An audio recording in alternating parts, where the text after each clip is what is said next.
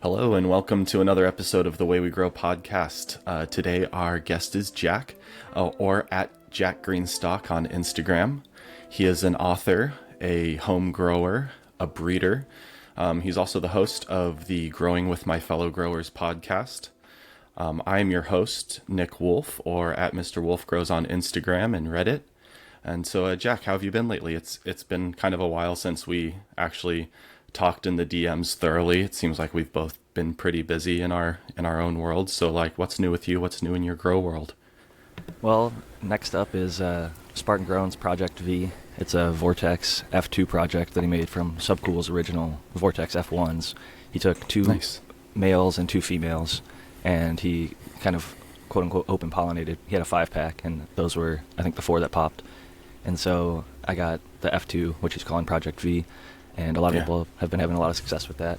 I actually popped a few of them in a batch of a bunch of different genetics, and then with travel and stuff, ended up having to not go through with that grow, but they were the strongest in veg, so my next run is going to be purely just the Project V and that alone. So they're regular seed, so hunt through some males and females, pick out the best females, and grow those out, flower them out, and see how they go. Nice. Yeah, we actually just had Spartan on a couple episodes ago. By the time that yours is out, his will have been out for like 2 weeks or so.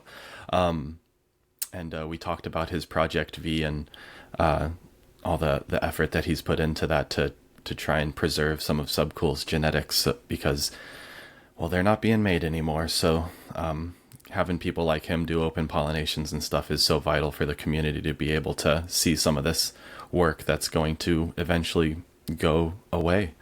But that's awesome to hear that you're popping some of his Project V.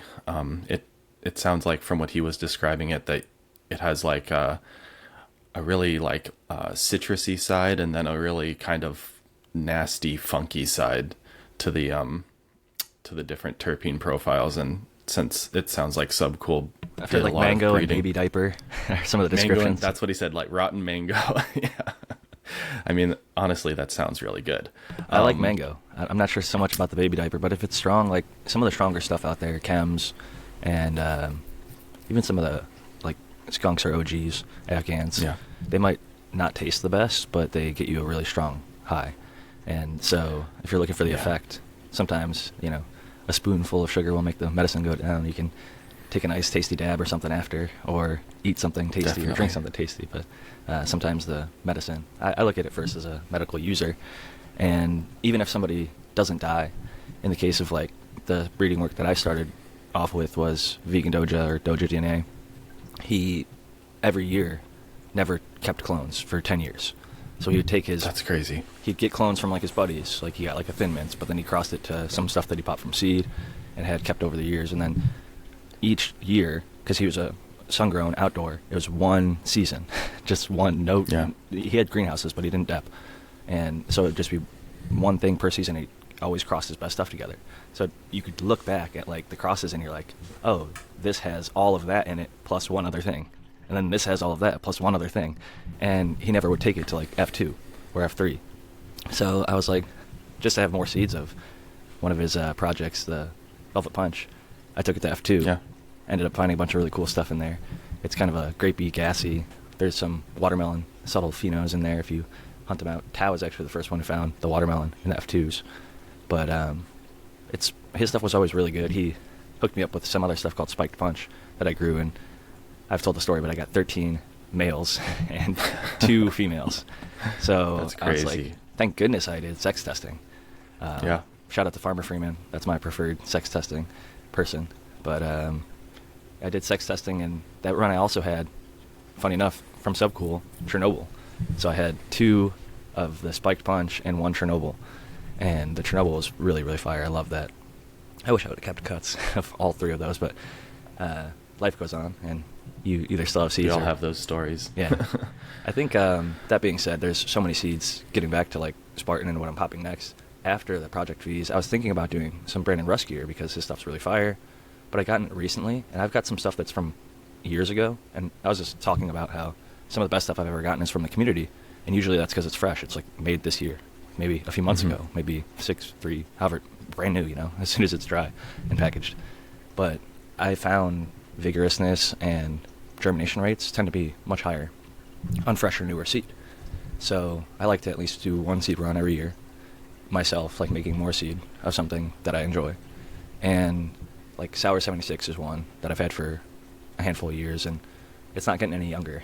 So it's one of my Great White Buffalo strains, like one that I feel like got away. And so I'm going to be growing those out and F2ing that to look through. What is like, Sour 76? I actually haven't heard of that.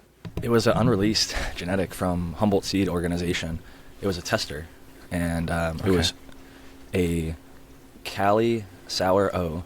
So it was like a Cali O Sour Diesel crossed to Afghan 76. They call it Highland Afghani. Somebody got some seed sourced from 1976 in Afghanistan up in the mountain areas. Because people hear Afghani, and they think, or Afghan, and they think that's one strain. Like it's a broadleaf indica. No. Short squat plant indica. No, there's like 11, 16, I don't know how many different regions in Afghanistan that have long histories of cannabis bulk. There's a bunch. But there's a great page. Baba is one of them, but there's a few. Afghan Selection, I think, is probably the best place that has a breakdown of a bunch of different phenotypes and things like that for sure. The different Afghani regions. But yeah, I'm done with my sentence, but they're not all just one strain. Yeah. Like in the early 2000s, I had always heard of people describing that there were like 3 main varietals of cannabis, and I don't even hear that much anymore, where people would describe indica, sativa, and afghanica. And I feel like it is like I do feel as though like sativa and indica are a little bit misleading, because like sativa just means cultivated, indica just means of India, and then of course like afghanica would just mean of Afghanistan. And to say that there's only one sativa or one indica, everyone would know that that's not what they're talking about. So it seems almost counterintuitive for people to think that if somebody says I have an Afghani strain, that it's just one thing. So yeah, that I go back and forth on interesting. The paradigm of indica sativa, because I understand like sativa or sativum. If people haven't seen that, sativum or Sativum, I might be mispronouncing it, but it's another one of the ways that it's spelled. It's just the Latin way of saying, like you're saying, cultivated. And yep. Indica is of India and Afghanica. So I've even seen like people that are like talking about like American like strains or whatever. Like they've started because we have got such a rich history now at this point of cannabis breeding in the U.S. that they subdivided it to that. But I just pulled up the Afghan Selection, and they have, I'm probably going to mispronounce these, but Chimtal is the bulk region, Baharak, Badakistan, which is the Hindu Kush, because they have the Hindu Kush mountain range that goes through Afghanistan and a few of those other countries.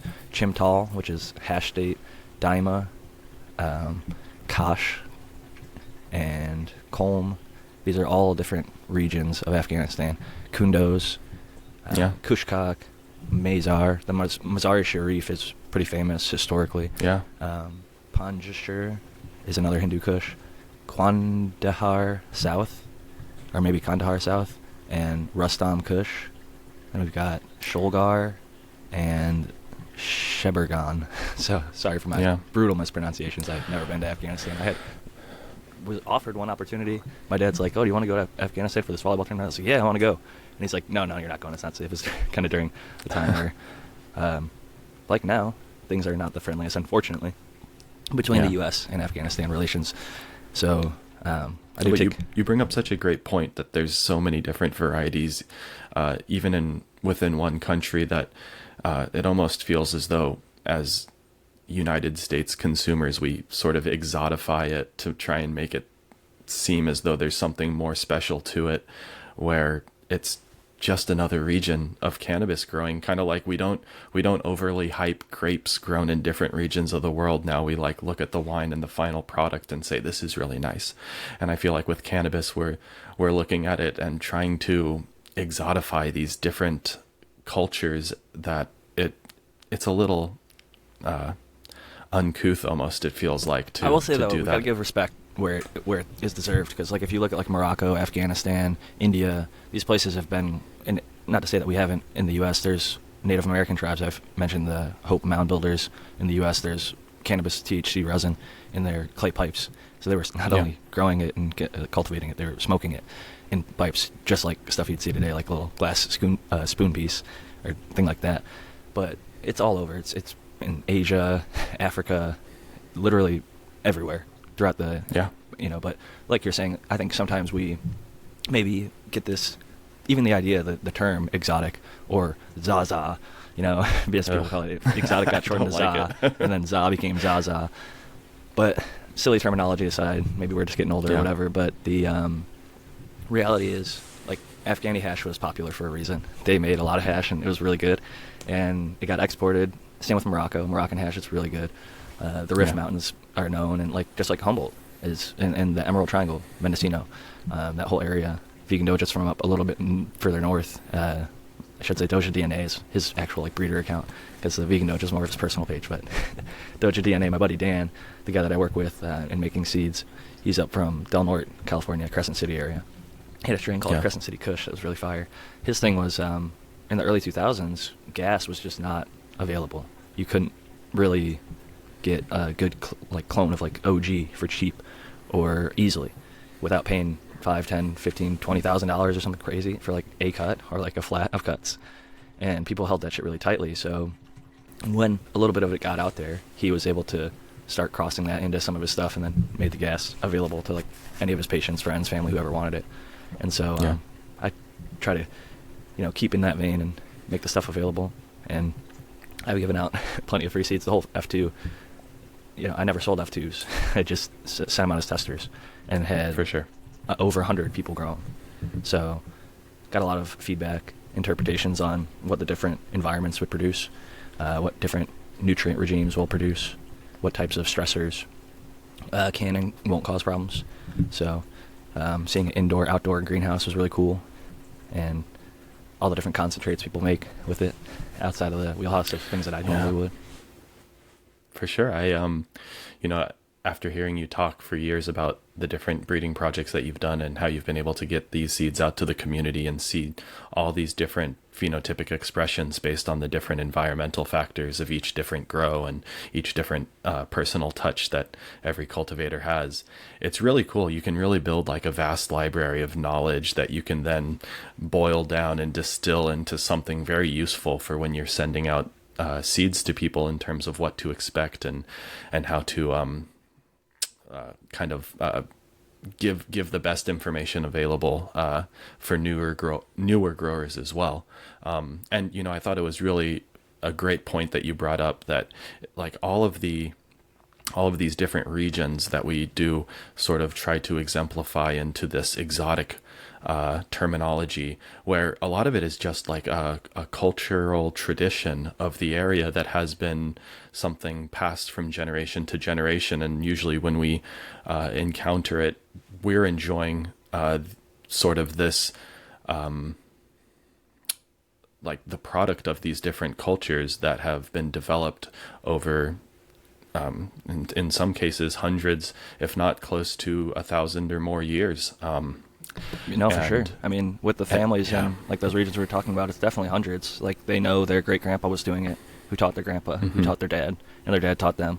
And in a lot of the cases, they haven't changed.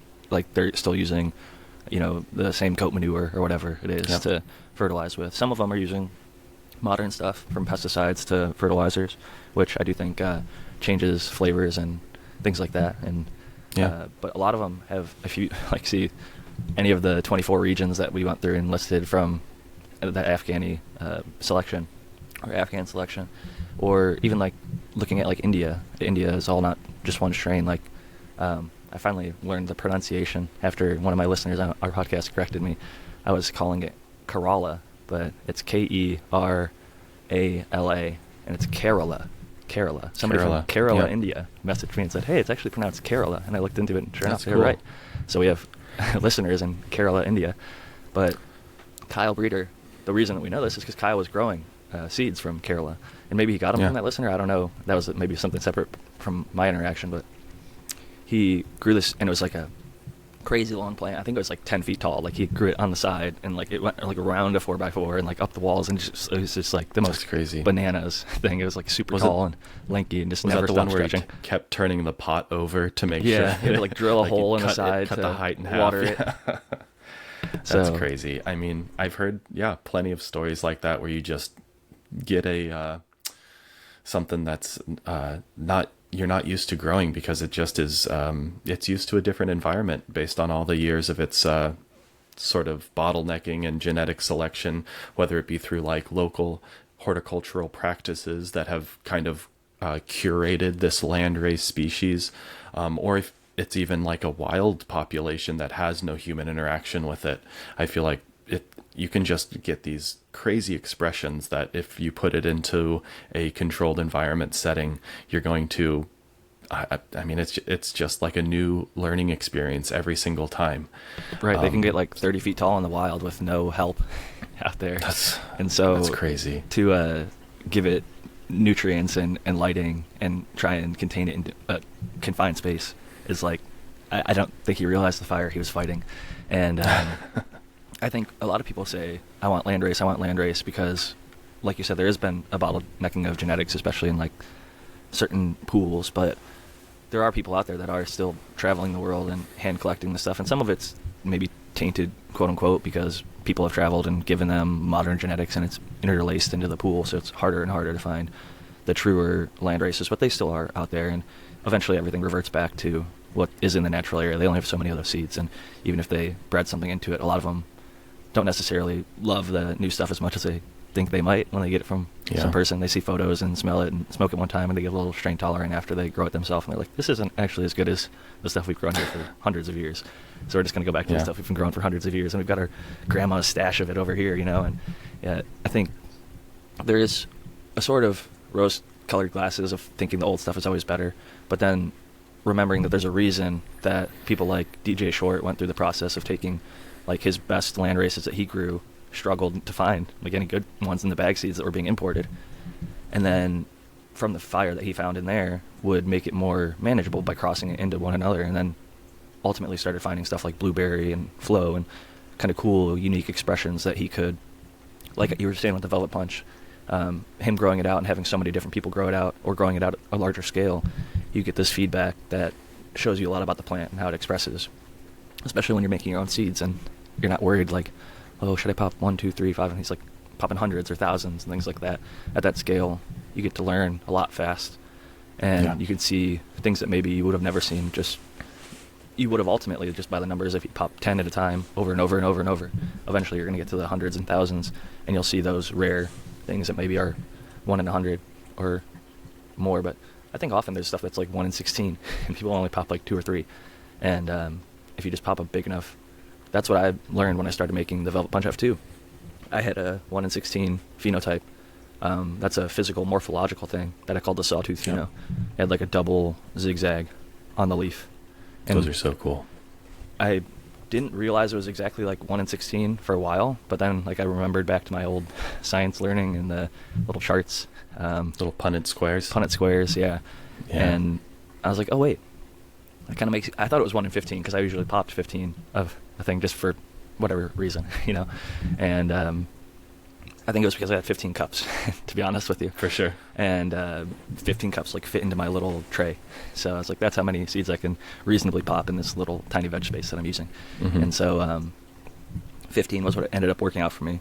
Or maybe I did 16 initially and like one of them broke or got lost or whatever and haven't been replaced. But whatever the reason is, with larger numbers, I sent out 100 people at least 10 seeds, usually, 10 or more.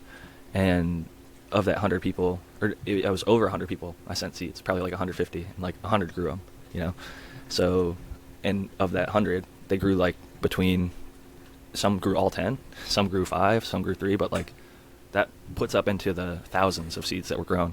Mm-hmm. And I could just go through and kind of map how many people got this expression. And it was like almost exactly 1 in 16, like within like That's a really 1%. Cool. So wow. It was pretty fascinating, honestly. Science is something that should be appreciated. Real science that's done with rigor, that has double-blind testing and replicates. Because there's a lot of criticism and cynicism for good reason. A lot of science doesn't replicate the gold standard No. of what makes science good. It's no longer become the gold standard. It's like a wishful thinking almost for some, but I'm from the world of, and I'm from like a science that's not necessarily even looked at as like a hard science, but I still consider we need those gold standards. We need to have... You're talking about psychology, right? Yeah. Yeah. I mean, even with that, it's almost more important because of how subjective all of the different approaches are. And you have So many to be variables. so thorough with everything, and you have to try and account for every single variable so that you can make it reproducible. Yeah, it's one of the reasons why, like, whenever I would make seeds and test out my seeds that I've made, I would always hunt a full pack, because I try to think like that's a representation of what a customer would get.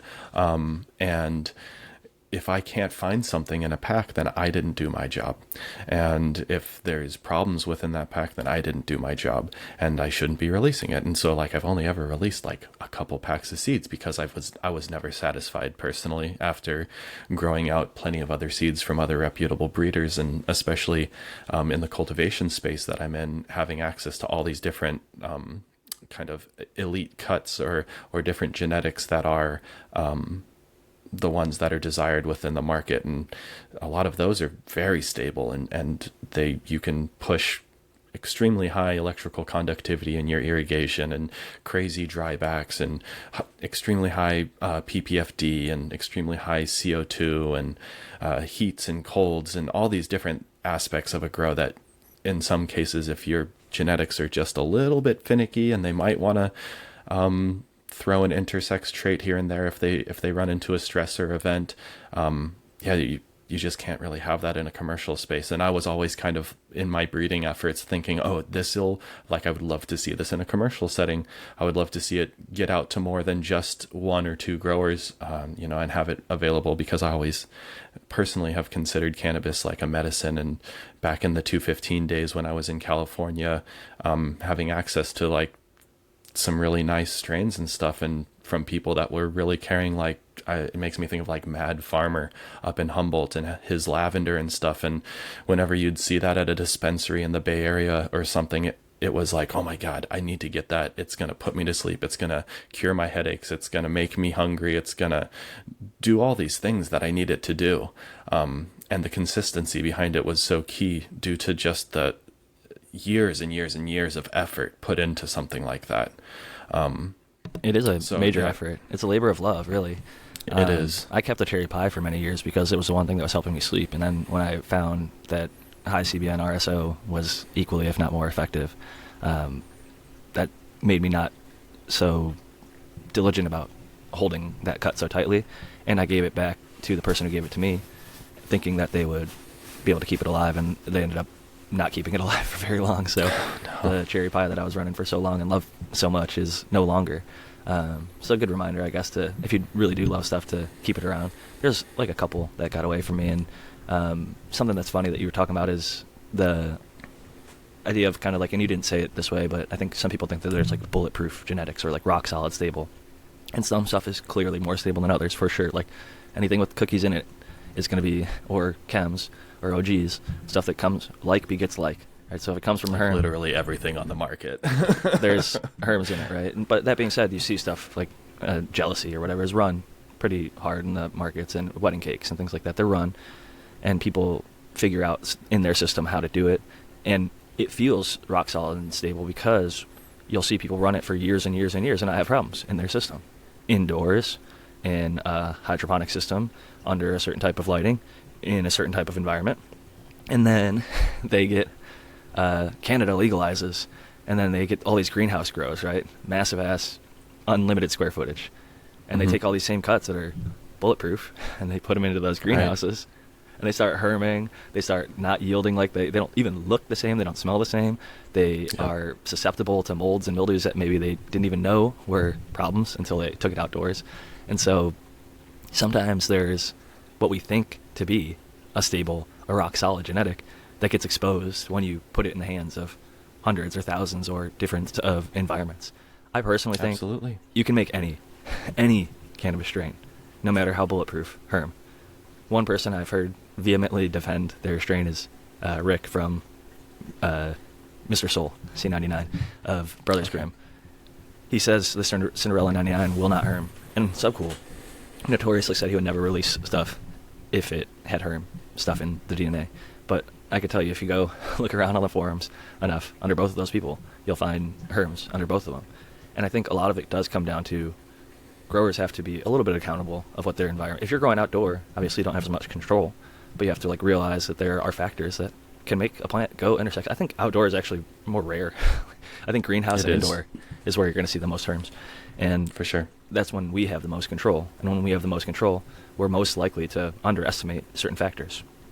Little things, light leaks, ambient lights like red light or green light, or even a green headlamp. People think that you can wear a green headlamp and flower into your flower room. No, you can't. I'm sorry, I'm here to tell you. Don't do it. No, so I'm going to push back on that just a little bit, just from my own personal experience, because we run green lights in all of our rooms whenever we're applying sprays or anything like that. And we don't have any intersex issues or anything that throws late flower nanners or any pollination events. And I'll just ask a follow-up question on that. Because to be specific, like I know people that have green lights in their room, and they're like older, like CFL bulbs, they're softer lights, they're hung up in a certain way that they're not like blasting the plant with these green lights. It's sort of a, but do you have like a modern LED green headlamp, like something that's you're wearing on your head? We use LED T5s. Okay. That might green be T5s that are at an array across the ceiling, basically to provide light for movement through the room in the dark. So what I would avoid is specifically these head-mounted lamps. The older, sure. Like a really old one, if it's like so soft that you can barely even see, that might be okay. But like I got a newer one, LEDs now. I mean, they're even bright. like your phone, and granted I used to do this and I never had intersex, but like look at how much that's blowing out my camera. Yeah. I mean, I usually go in there with my camera, my phone on as well. It's blowing it up so much. It's like removing you from the the rendering. I got washed out of the frame there, and that's just like one single Samsung LM301 on the back of a Galaxy, whatever. Yeah. And a lot of these headlamps have more than that, and even like another single source of light I have right here. It's another single chip. That one completely washes me out. It's just a little flashlight that's handheld, can fit. It's a little bit thick, but takes a AA, AAA, or CR123, and something like that would definitely make your plants break their scoto period. And for sure, that dark cycle, I think, Bug Bee's research has been showing that something like 0.0, like less than 1 par is able to be detected by the plants. And not to say that's going to harm the plant necessarily, but they're noticing those changes, and pitch black is ideal for sure. And absolutely. The one thing, the exception is with foliar sprays, because like certain stuff you don't want to spray under intense light. So if your grow lights are intense, which they should be, you don't want to burn your plants. And so if you're not like in a place where outdoor, you can kind of do it early morning or late evening and get away with it. But middle of the day, you're going to fry your plant just like you would if you did under your grow light. And so there are those considerations. And a lot of plants, maybe they've been exposed to green light over the years, and I don't know why that green would be less, because if you look at a spectral graph of the PAR chart, green is right smack dab in the fucking middle. It's not like green doesn't photosynthesize. Like I get that it reflects some green because that's what our eyes see, and that means that essentially that's going to be the least taken up color. But there's been studies that show like green penetrates deeper and things like that, so it has, I personally believe that it has a usage in the growth process.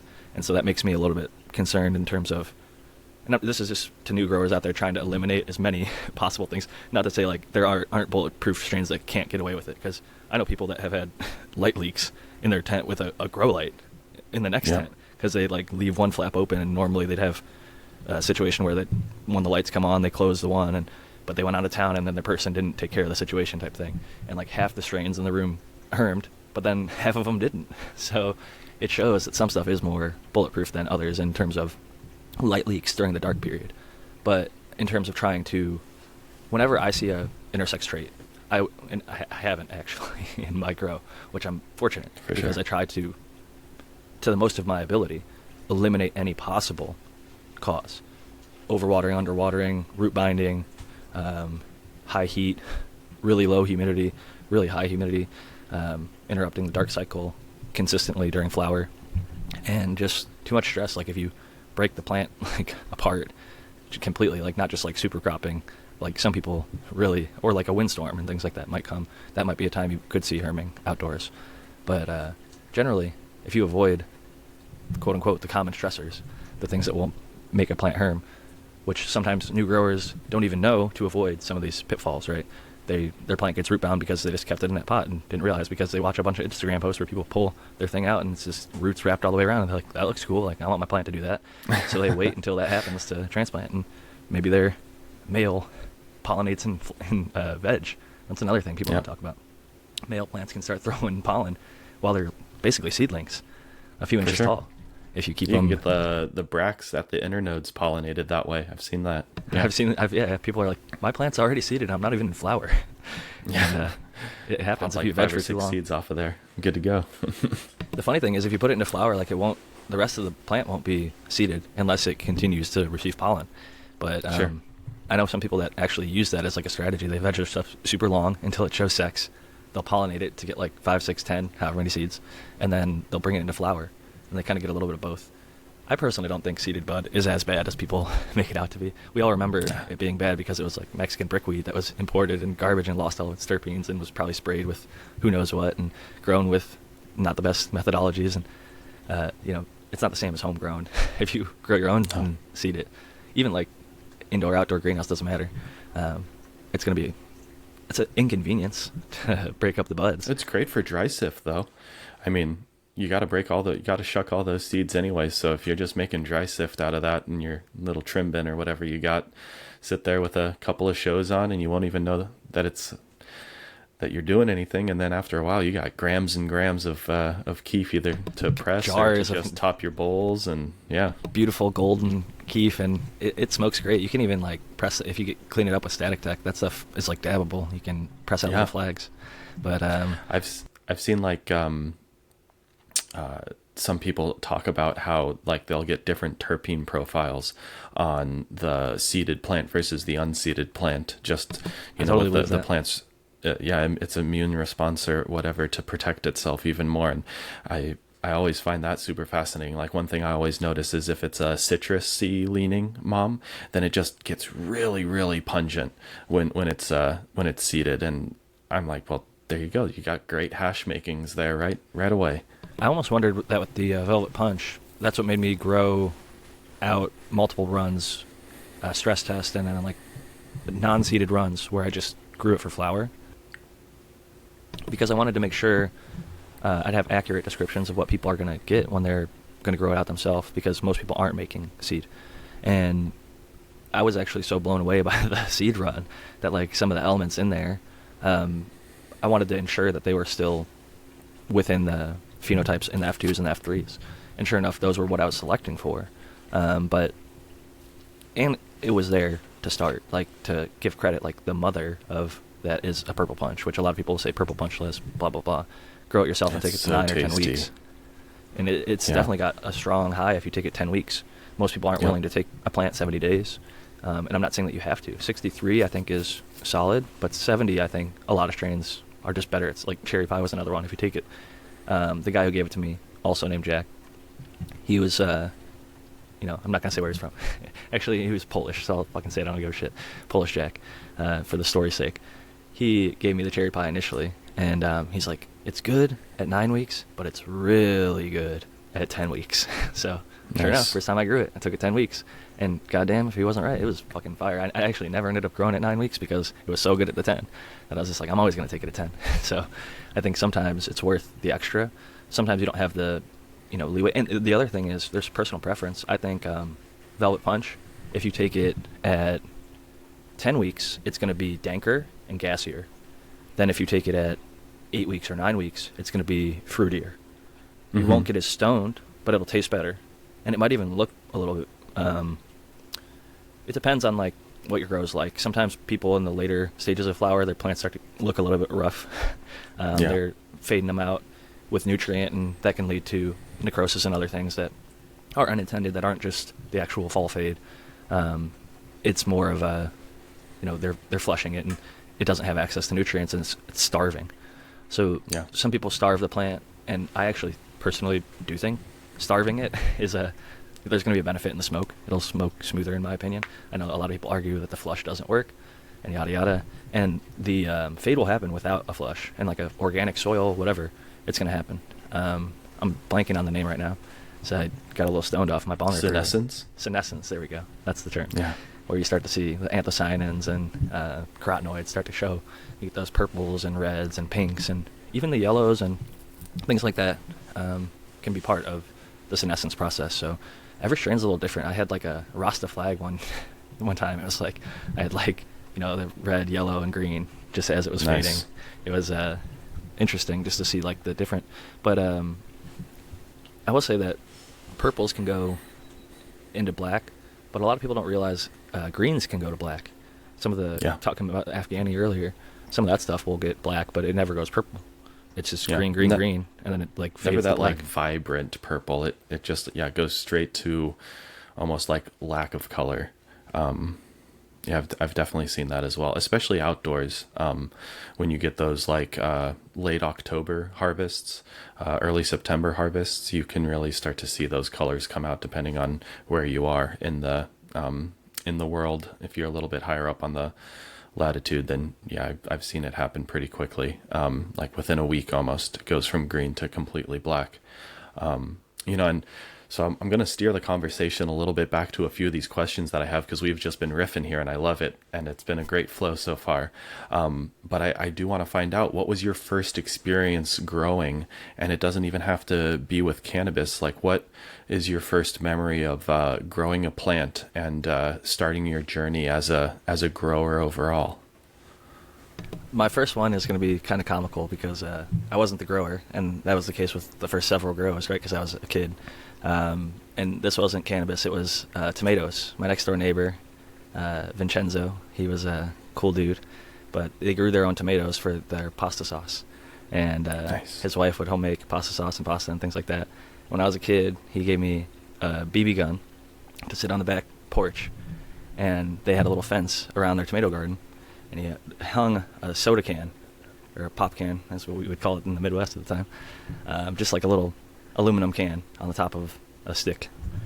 And squirrels were a big problem in our area. The squirrels would come and eat his tomatoes, and he didn't want to eat the squirrel because it's not necessarily, some people like it, he didn't like it necessarily, but I'm not saying it's bad eating or good eating, but neither here nor there.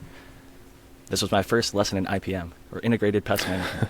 So I'm going to go way back to the start. Hire a 5-year-old. Hire a young boy with a BB gun who's highly motivated to go out there.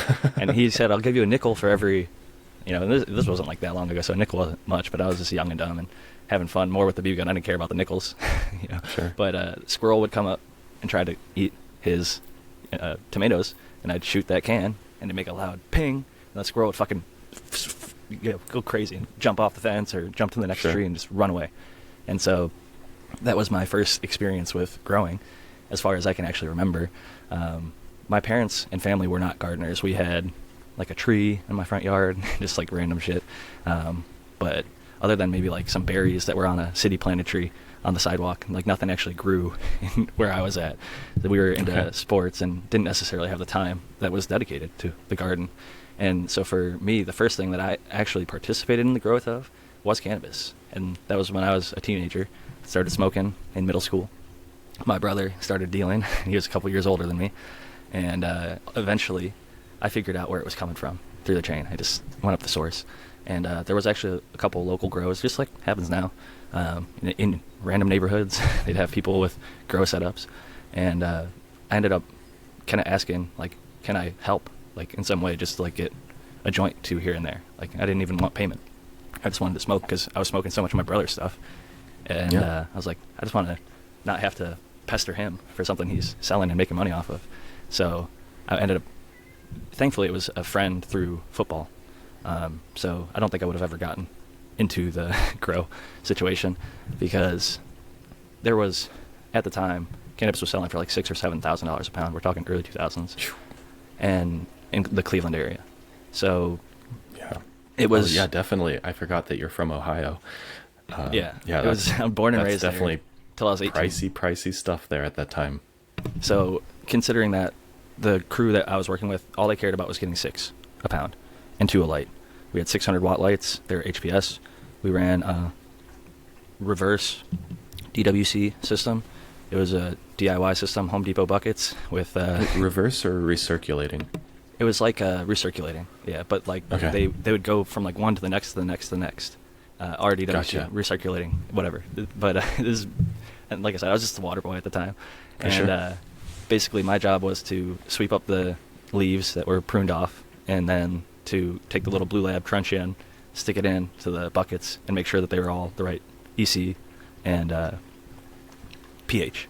So I'd go through to verify that the reservoir was matching up to each plant, and make sure that the reservoirs had water, because sometimes with DIY systems, weird shit would happen, like it would leak or crack or whatever, so you'd have to replace a bucket here and there, or figure it out what was making, there's a tube that's clogged, and figure out why is it clogged, how do we get it unclogged. But in that process, sort of just being around the plants, learning like, the EC is low and they start to look like this, or the EC's high and they start to look like this, as you're constantly. So even though I was just a water boy, I got a lot of experience in just seeing what a healthy plant's supposed to look like, and how to kind of be around to grow.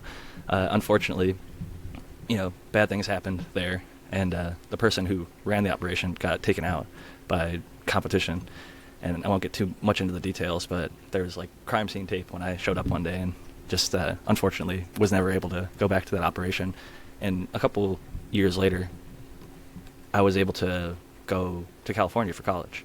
And when I was in California, I met my freshman roommate, actually. I was randomly assigned to live with. He started growing weed in the windowsill of our dorm. And he just had literally, he was selling weed. And it's funny because, like, there's a history of this in my family, apparently, because my mom, when she was in college, her roommate, she told me this, like, long before, like, one of the reasons she's like, I don't smoke weed, it makes me paranoid. My roommate in college grew it on my windowsill, blah, blah, blah. And I was like, that seemed like such a, hokey hook story. And then, sure enough, And it I got to college. happened. And, same thing happened to me. But I didn't mind weed. I loved cannabis at that time. I've been smoking since I was, young teen, and played football. I had lots of injuries, and didn't even realize I was self-medicating for head injuries and bodily injuries and things like that, even psychological stuff. But getting back to the grow side of things, when I moved out here, my roommate who grew, he was sold, and then he found a seed in one of the better bags. He's like, well, this shit was really fire, so I want to try and grow this out. And so he got a Starbucks paper cup and filled it with soil from our little flower beds in the dormitory, and put it in there, watered it. Sure enough, it germinated. And it was like the last month we were living there. So it stayed in that cup for less than a month. We moved out to a little apartment, and we were the very last one, thankfully. And maybe we even chose it because of this. But it was like all the way at the end of the parking row, and like we were the last 2 spots. So nobody else would really even get too close to where we were at. And then it went around, there was like a fenced-in area and a little grass patch. And so we just had like a nice, sunny, grassy patch there that was kind of private. And so we just threw it in a pot, got some soil, and this thing ended up growing to like 6.5, 7 feet. Didn't know what it was. We called it Sweet Skunk because it was sweet and skunky. And man, it kind of got us off to the races. Looked into the medical licensing, got our medical cards, and one of his friends, because he was from this area, I'm not, his dad had property, and so we set up a grow at his property, and we dug like trenches next to the fence, because we're like, these things are going to get tall, man. They're going to be as tall as your fence or higher, because we're going to do it right. And we did. We set them up and killed it there, and ended up finding even more local spot, and got into doing, to be honest, while we were doing this, my buddy who was selling was more into it than me, so he was learning all the stuff. I was just like along for the ride, as labor. Sure. And he got into like organics and Korean natural farming and things like that. So I was learning about like Master Cho's techniques and things like that. And so I got into organics. So organics is cool. Like, if I could taste good, easy to do in terms of once you get it set up and rolling. It seems simple. Basically water only at a certain point, and you can have certain inputs here and there to supplement. So he got me into that side of things. But we went through college, graduated, and unfortunately, like, we had a home break-in, and so a couple of my roommates and myself, admittedly, like, got skittish, like some guy broke into our house with a gun, and so thankfully we all survived. Pulled a fake gun on them. My roommate had a BB gun, and thankfully it was like painted black, and yelled, "Get the fuck out of my house," type thing. And the dude did, but we didn't realize, like, he jumped out the window that he came in, and so we thought he was still in the house. They like come to my door, and I'm like locked in my room, whatever. I was actually studying, and they're like, "Somebody's in the house with a gun. Like, call 911. We can't find our phone." It's like, all right. Like, I'm fucking calling 911. They hand me this fake gun, and I'm like pretending on the phone with 911, like, "I have a gun. If somebody comes up these stairs, I'm gonna shoot him." So like, if the person's in the house, that they're hopefully not incentivized to come up the stairs. And it was all bluff, but definitely, I won't get into the gun side of things, but learned from that situation to not have fake guns and to be prepared for home invasions. And I'll leave it at that. But never be caught with my pants down like that ever again. Literally, I was stark ass naked. I was going to bed. At the time, I slept naked. And my roommate's girlfriend was the one who pounded on the door. And like, man, it was just such a weird night. Like, the cops came over. I think our house got cased because like the cops came over like 2 hours before it happened. And sadly, they were looking for a missing person, and like there was no missing person at the house. It was like a made-up person. So I think the person who broke into our house made it look like we were like the boy who cried wolf kind of thing, because the cops were just out there. We don't want to come back out there, but it was like for an armed robbery, so they ended up coming like 15 minutes later, and nobody was there. But to their credit, STD or whoever it was, they cleared the area, and no one was in the house, and no one was outside the house. So, and a few weeks later, that person got busted breaking into somebody else's house who held him up with a shotgun and waited until the cops got there. So, damn. Yeah, doing the same shit. They got arrested. So, but that ultimately, it leads back to the grow. I'm fucking feel a little bit like somebody doing the weave over here, but the ultimate point of that story was the guy that I was growing with outdoor. My other two roommates sort of turned their back. They weren't weed guys, and they're like, "We can't live with this guy. It's too dangerous." Blah blah blah. And I was like, "Okay." I just graduated. I got my first professional job in the space that I'm working in. I provide services to special needs individuals, autism, cerebral palsy. And I was like, okay, well, I just graduated college. Maybe I can move out of my college house, like move into like, they're like, we're going to go tour this apartment complex. And it was more professional, blah, blah, blah. But I go and tour it, and it was only like a 3-person place. And like, there wasn't a spot for this 4th guy. And I just thought, I'm going to tour the place.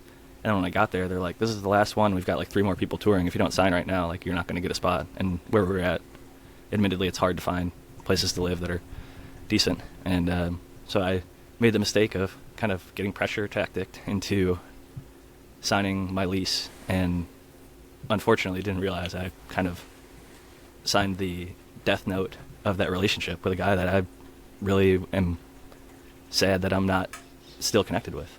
So to my homie Zach, Zigzag, I don't know if he'll ever hear this, but I need to fucking reach out to him. It's and that was the guy that you had like started growing with your roommate in college and stuff. Yeah.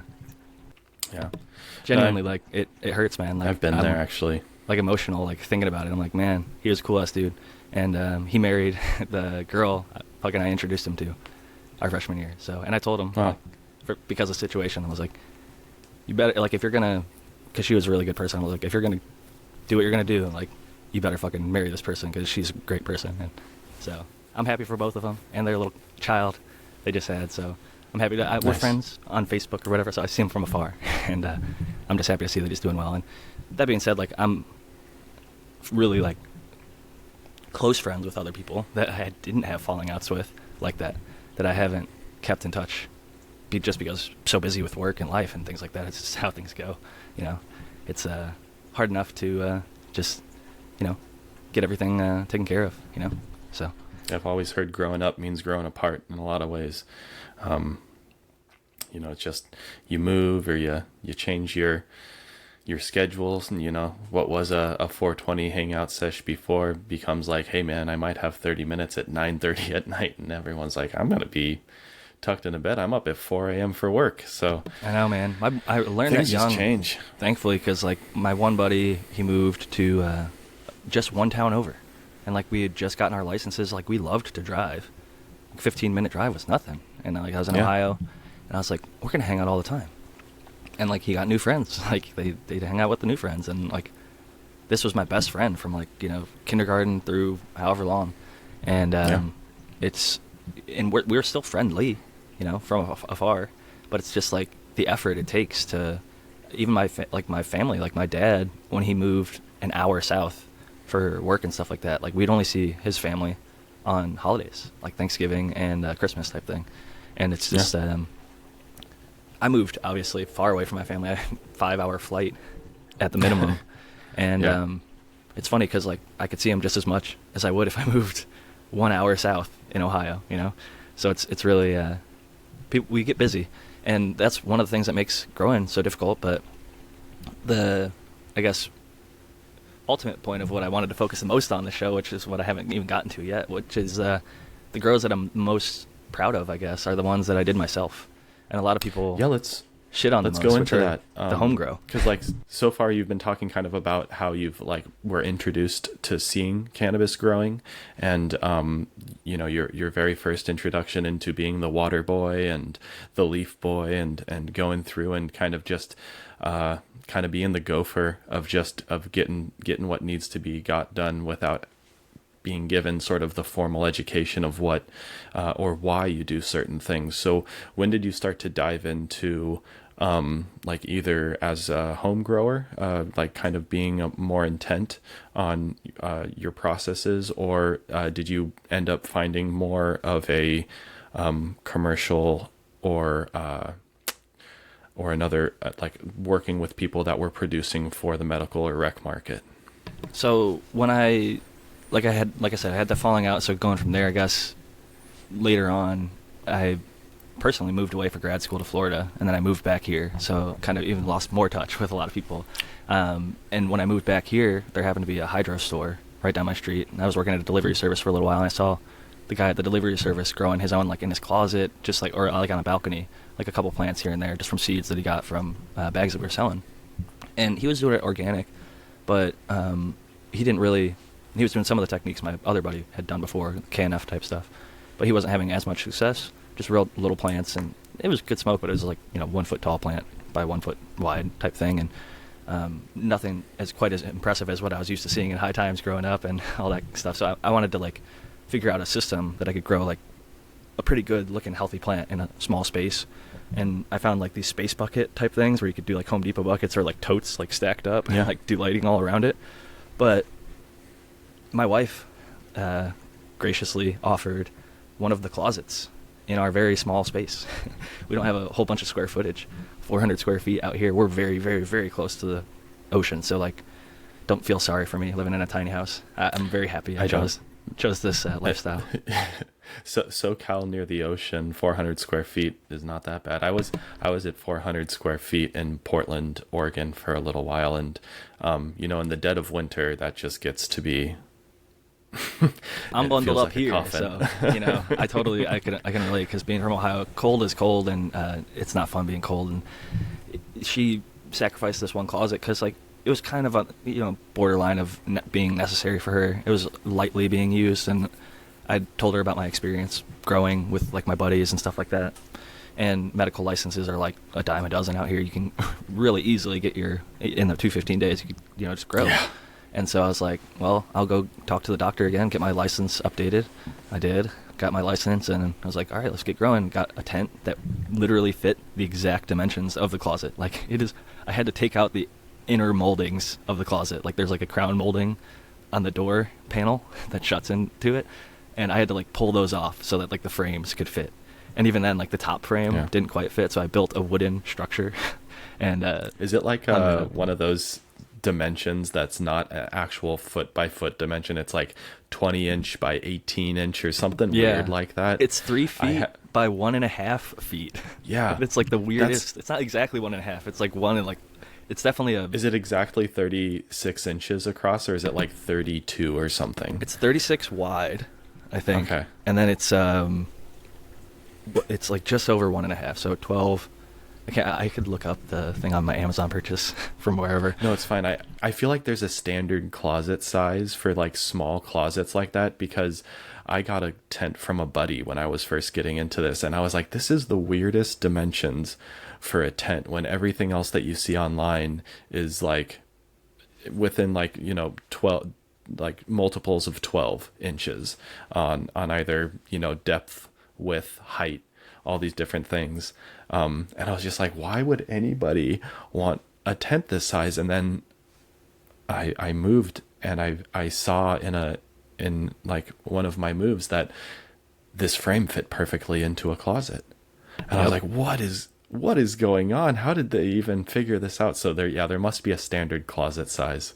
I love it, man. It's a 36 by 20 inch by 62 inch. So it's like 5 feet tall, 3 feet wide, and like 2.5 feet deep. It's like if you reached your arm into like a coat closet, it's going to like hit the back, you know, like your arm is probably going to be longer than the tent. So it's nice because I can reach all the way across and get to the back of the plants. And it's enough space. Like I've had as many as 6 plants in there. I work out with 2 in there now in an earth box. But I was, when I got started, doing cocoa because there's a hydro store. I could hit it with a baseball. Like if I threw a baseball from my house, I could hit it. It was so close. And so I ended up going in there and just getting some basic stuff to get set up. And what they were pushing at the time, and like many hydro stores and many places rightfully do, I think cocoa coir is a good media, and it's simple enough to get started. And I met some of the guys who worked there, and one of them's like a real old OG. And he kind of took me under his wing a little bit, and I was just like, what do you use? Like, how do you do it? And I kind of got all the same stuff that he did and just kind of do exactly what he did to try and have success. I bought way too much light for my space. It was a 3x3 light. I had a 3x1.5, right? So I was overlit to start with a ceramic metal halide, 315 CMH. I had like a little super sprouter bulb and a dome or whatever. So I'd germinate with that, get them going for a little bit, and then I'd put them under the CMH and push it all the way to the top of the tent. And then gradually they'd grow up towards it or like lower it down. Fairly quickly switched to an LED that was appropriately spaced or sized for my space. There was a local company called Timber Grow Lights. They're now called High Grove LEDs. They don't make a LED that's small enough for my space anymore, but they now do like bar LEDs and stuff like that. But I can't speak to the quality of those. I will say that the Cobb style that I got from them is still running strong like years later. So it's how many years do you think you've been running it? It's like I think 5 or 6 years now. I think I got it in 2019. Wow. And dude, it still pulls 2 grams a watt. So that's great for new growers to know. I mean, because cobs are one of those things also that run pretty hot, and you can see that some people have failures on those. But if it's built well and it's running for 6 years, it'll probably run another 10. Dude, it's like aircraft aluminum, but the heat sinks are like, it looks like giant hedgehogs off the back. Like they're these thick metal rods coming up. And my exhaust fan is right next to where the light is hung. So a lot of that heat from the driver, from the cobs, it just drifts right from the top of the light out of the tent. Where with the ceramic metal halide, the way that it was cased, that metal casing, and then that light, it was a reflector, right? It throws all that light, but also heat down. So it would throw it down onto the plants and then get pushed up and then cycled out. Where the heat, you can barely even feel it when you put your hand under the LEDs. Even a cob, that's pretty intense. A few inches away, if you went by that metric, you'd burn the crap out of your plants because there's way too much light getting to where it feels hot.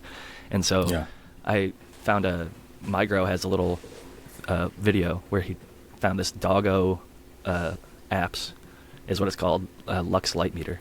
And he did a side-by-side comparison with like a $300 light meter, and then he did a graph like, all right, so you basically just do like times 10, and it gives you your exact par from the Lux or whatever, or divide by 10 or whatever it is.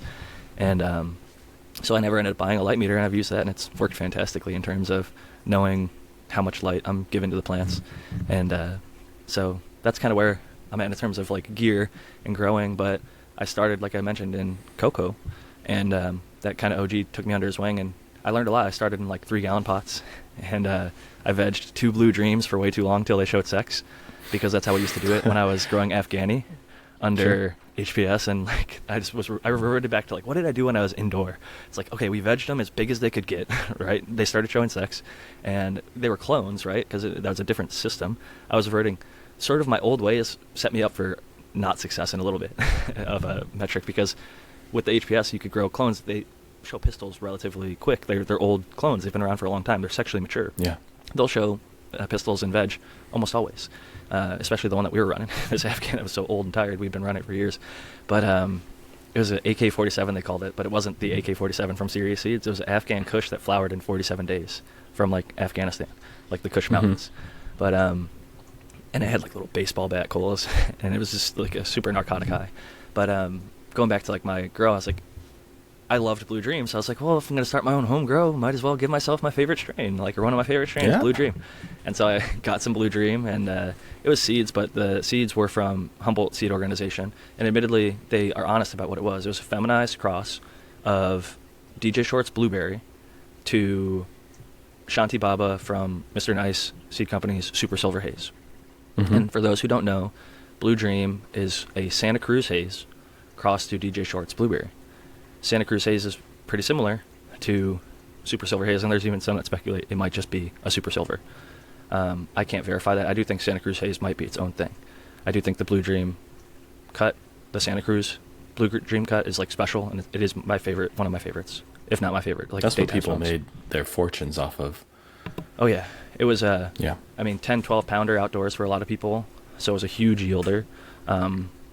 It was kind of like Purple Punch, because like when something gets super popular, it also becomes super unpopular, because a lot of people get their hands on it, or say that they have their hands on it.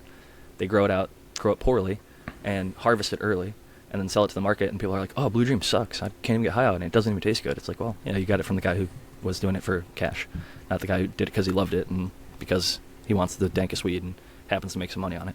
But that point aside, getting back to the grow, the Blue Dream that I vegged, I think 60 days in cocoa, got them in like 3-gallon pots by the flower. And like I said, I'm in a 5-foot tall tent. So those things, I put like trellis netting up, thankfully, because it bursted through that first. The first trellis netting didn't do anything. Second trellis netting didn't do anything. Third, I set up a third layer. And then I like cut out the first layer, set up a fourth layer. And like I just kept trellising it and kept bending it over, because the plant just got so out of control. It filled every square inch. It was a crazy harvest. The bud didn't look great at all. It tasted amazing.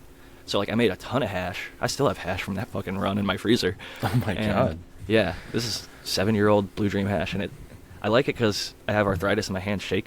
And if I smoke 2 or 3 hits of that specific Blue Dream, my hands just go stone cold still. So if I ever need to do fine work, like for whatever reason, with my hands, then I'll pull some of that out of the freezer and take a couple hits. And I realized if I take less than 2 or 3, it doesn't work. And if I take more than 2 or 3, I start to shake even more again. So it's kind of a weird, just getting into the medical side of things, realize people, there is a magical dose out there that can be the ideal dose. And sometimes it's too much and sometimes it's too little. So experiment. I mean, when it comes to shaking specifically, my father has essential tremor, which is, it's like similar to Parkinson's, but it's not lethal. But it does cause like a shaking of like everything. Like his face will shake, his hands and arms will shake, and some of the relief that he found early on was using cannabis, and it would lower all of his shaking syndromes down to a manageable amount. You know, like where sometimes in the morning he would pick up his coffee and like he'd get it to here, and then all of a sudden like the coffee's everywhere. Whereas if he had a little smoke in the morning, he could have his coffee, kind of sit there, he'd be a little bit more relaxed. And it was really amazing to see the difference between with and without cannabis in a lot of cases, especially when it comes to something that is like a nerve related disorder of some kind, or just some ailments sort of in general nerve thing. Mine came from arthritis. I thought I had Parkinson's. I thought I had early onset Parkinson's because when I moved to Florida and didn't have access to the same quality of, I moved to California and had a better access to medicinal cannabis selection than I've ever had in my entire life prior, and didn't realize I had arthritis in both hands from basketball and football. I broke every finger, and I'd also used to punch walls in anger with brothers growing up, the youngest of 3, getting beat up on, like taking your frustrations. My hands are beat to shit, so they shake because I have osteoarthritis. I have found later in life, but I was undiagnosed until like my late 20s, and when I tried the arthritis stuff, none of it worked well, and it made me feel sick. So when I realized, certain cannabis like really helps, Forum Cut Girl Scout cookie, smoking that stuff takes my pain away. It doesn't reduce the shaking as much. It reduces inflammation, and it just helps it's like one of the best strains for my particular osteoarthritis. And I think that, just always love highlighting the medical side, because thankfully it turned out I didn't have Parkinson's. I just wasn't, I think that the endocannabinoid system is so integrally connected to the human experience, at least for me. I have a lot of head injuries and a lot of hand injuries in the past. So I think that it really helped me. Even like people think that it hurts your memory.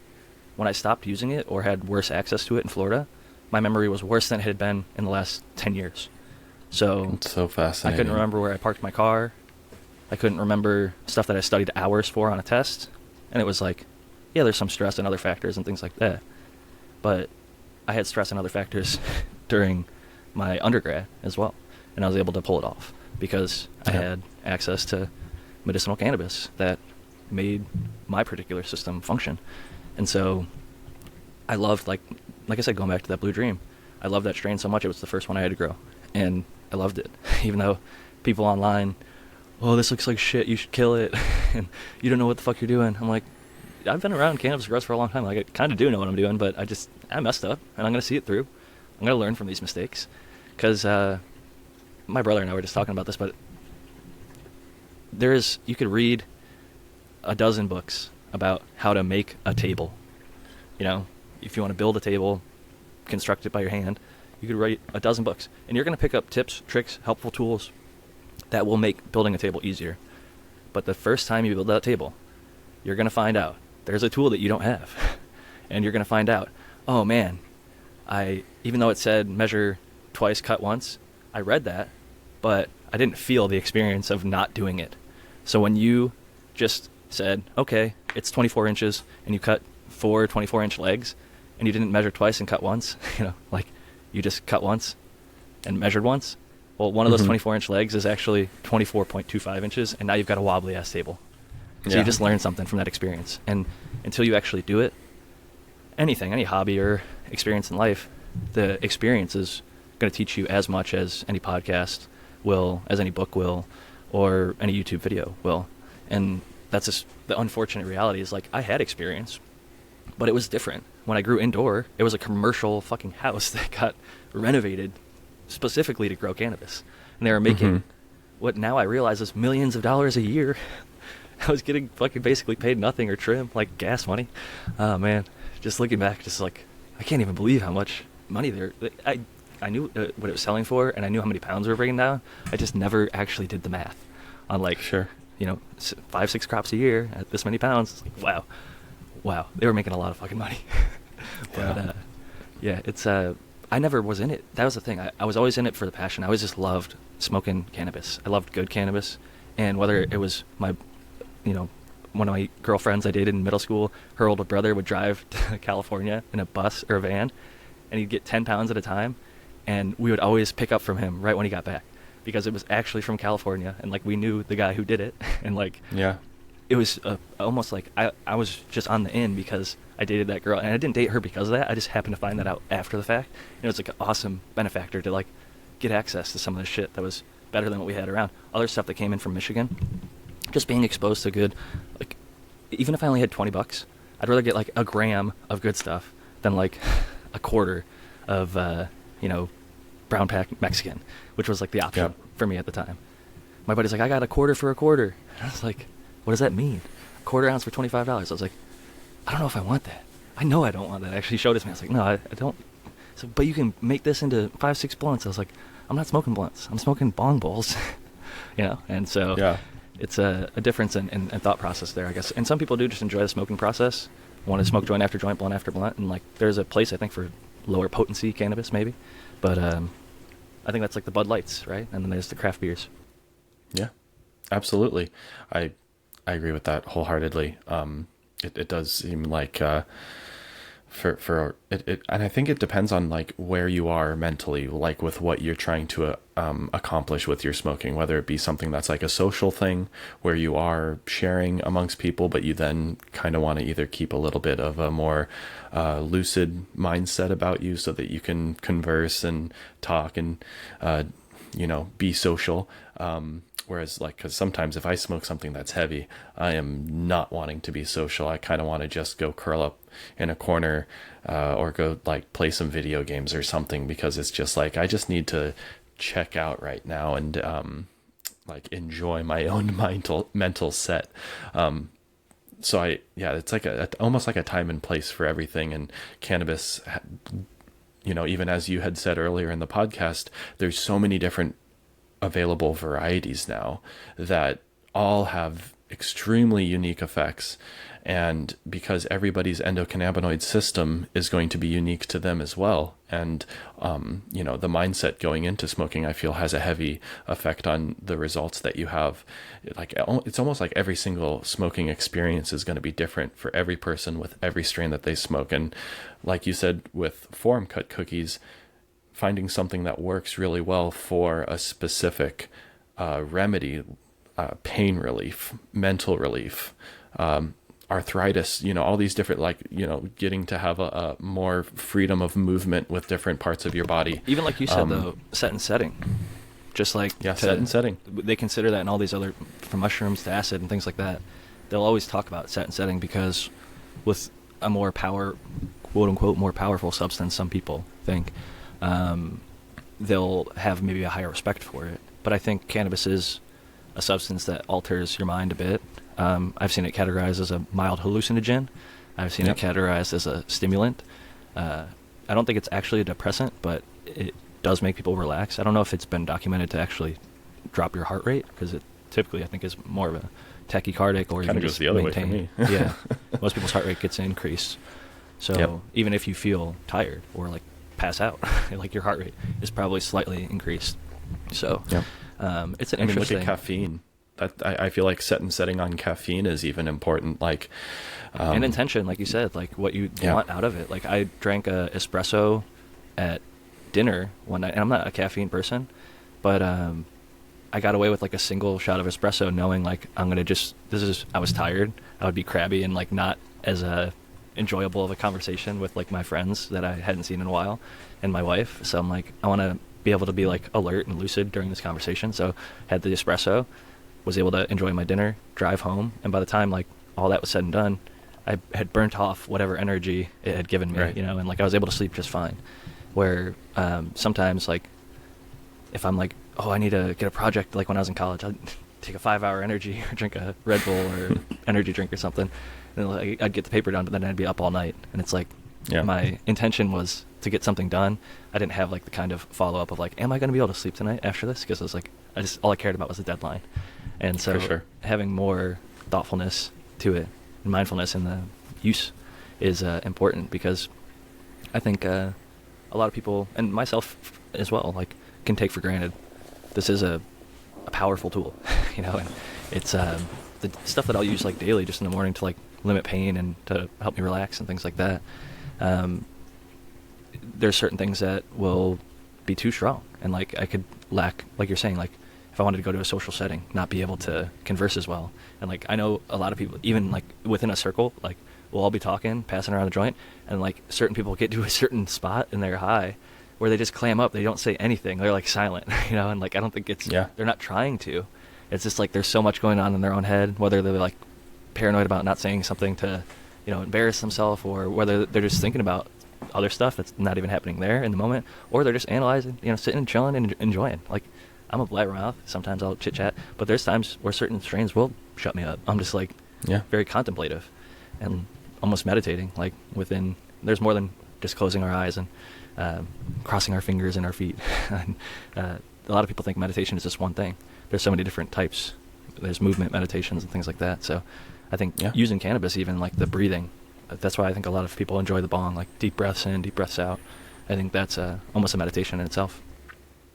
Absolutely. I agree wholeheartedly with everything that you said. That's a great way to put it. So back to the growing though. So you were growing these giant blue dreams that completely outgrew your space, and by no fault of your own, you wanted to grow your favorite strain and just do that at home. So you had access to the medicine. And if I'm correct me if I'm wrong, but I believe I heard from you in other shows that the nutrients you were using were like heavy 16 at the time. Yes. And so, like mixing up all those different bottles together as a liquid form, like what got you to, like, how did you like the results of that? Kind of what was your mindset around it? And then when did you transition from that into a more amended soilless media? So I was using Heavy 16, and initially from the start, I think I just used like the AB because I was a cheap home grower. I got the tent, got the light, slowly built out, like got a fan, and then realized I needed two, then three, then four, then however many, and built out of edge space eventually. And I kind of did one thing at a time, and it was like I had the AB, and then like I was like, oh, what's the next? Talking to my, and granted, he worked for the hydro stop, and he was probably getting a little cut on these sales, but I'd go over to his place and like check out his grow, and he had all these bottles at his place. I'm like, what does this one do? And I'd smell it. And, like a lot of their stuff is like unlicensed organic. Like the AB is like a regular hydro line, but like all of the side additives are like organic kind of inputs. Like you could really smell it with like I think it was like the Prime or the Fire. One of them was really humicky kind of. But all the additives, I always felt like were worth it because I noticed when I would run out of a bottle or whatever, didn't use it, like the plants didn't smell or taste as good or didn't grow as well. And so I'd always kind of cough up. It was a little expensive, admittedly. It was like a premier line, but I do think they did a good job. Yeah. And I still actually have cocoa and the whole nutrient line, so if I ever wanted to, like for whatever reason, do a side-by-side, I could. And the very next grow, I actually found more success by, instead of going in 3-gallon pots to finish, I did a bunch of 1-gallon pots. That's actually when I had the Great White Buffalo grow, when I grew the Sour 76, and I also grew a tester called Platinum Yeti. It was like a platinum headband cross, but it was like an F3, which also got me into like, oh, what's this whole F2, F3 kind of generational thing all about? And that grow went really well. I had 5 plants, 3 Sour 76s, and 2 Platinum Yeti, when I had just had 2 plants in the same space. And I got a shout out my buddy Dave from Ohio, Crazy Dave, and he was like, why don't you do like a sea of green? And I actually hadn't necessarily seen that in my experience. At this point, I wasn't like cruising forums and shit regularly. Like I didn't even realize, because where I was at in Ohio, it was so secretive. Like, don't tell anybody you're doing this. Don't talk about it. Blah blah blah. Don't take photos. So finding out that there was like a space online where like people are just like posting their grows, asking for advice, giving advice, getting advice, was kind of new to me. And I looked up Sea of Green because I didn't even know what it was. He kind of had more of a Sea of Green setup, but it wasn't quite like tiny pots. Like he was doing a bunch of smaller plants. And I was like, damn, dude, you're like having a ton of success. Like, I'm going to try that style. So I did, and it worked. And they're all between like 1 and 2 feet tall and got between like 1 and 2 ounces or whatever. So it wasn't like a crazy huge harvest. I kind of went like heavy on like a schwazze technique that I saw, and I was trying to emulate this grow buckets guy or whatever, the main lining method, where you get like 8 or like 16 colas, and you basically take off everything except for like the main colas or whatever. And admittedly, the bud turned out great. I just didn't get a whole lot of it. And I learned, you don't necessarily have to go that extreme with it. But that was another successful grow in the cocoa. And what I realized was it was taking a lot of time to pipette out the nutrients, mix them up, pH, do this and that, and make sure that I was using even like, we have pretty clean water where I'm at, and knock on wood, because you never know, that shit can change. But even then, I go and get my own personal water for my wife and I to drink, so I don't mind lugging 5-gallon jugs. Like I carry 2 of them all the time, and I fill them up and I bring them home. Oh, there's my cat. But the water that I was using was just like, you go to the store and you put it under the thing and whatever. You get the clean water with as close to 0 ppm as possible, and it's filtered a whole bunch of different ways.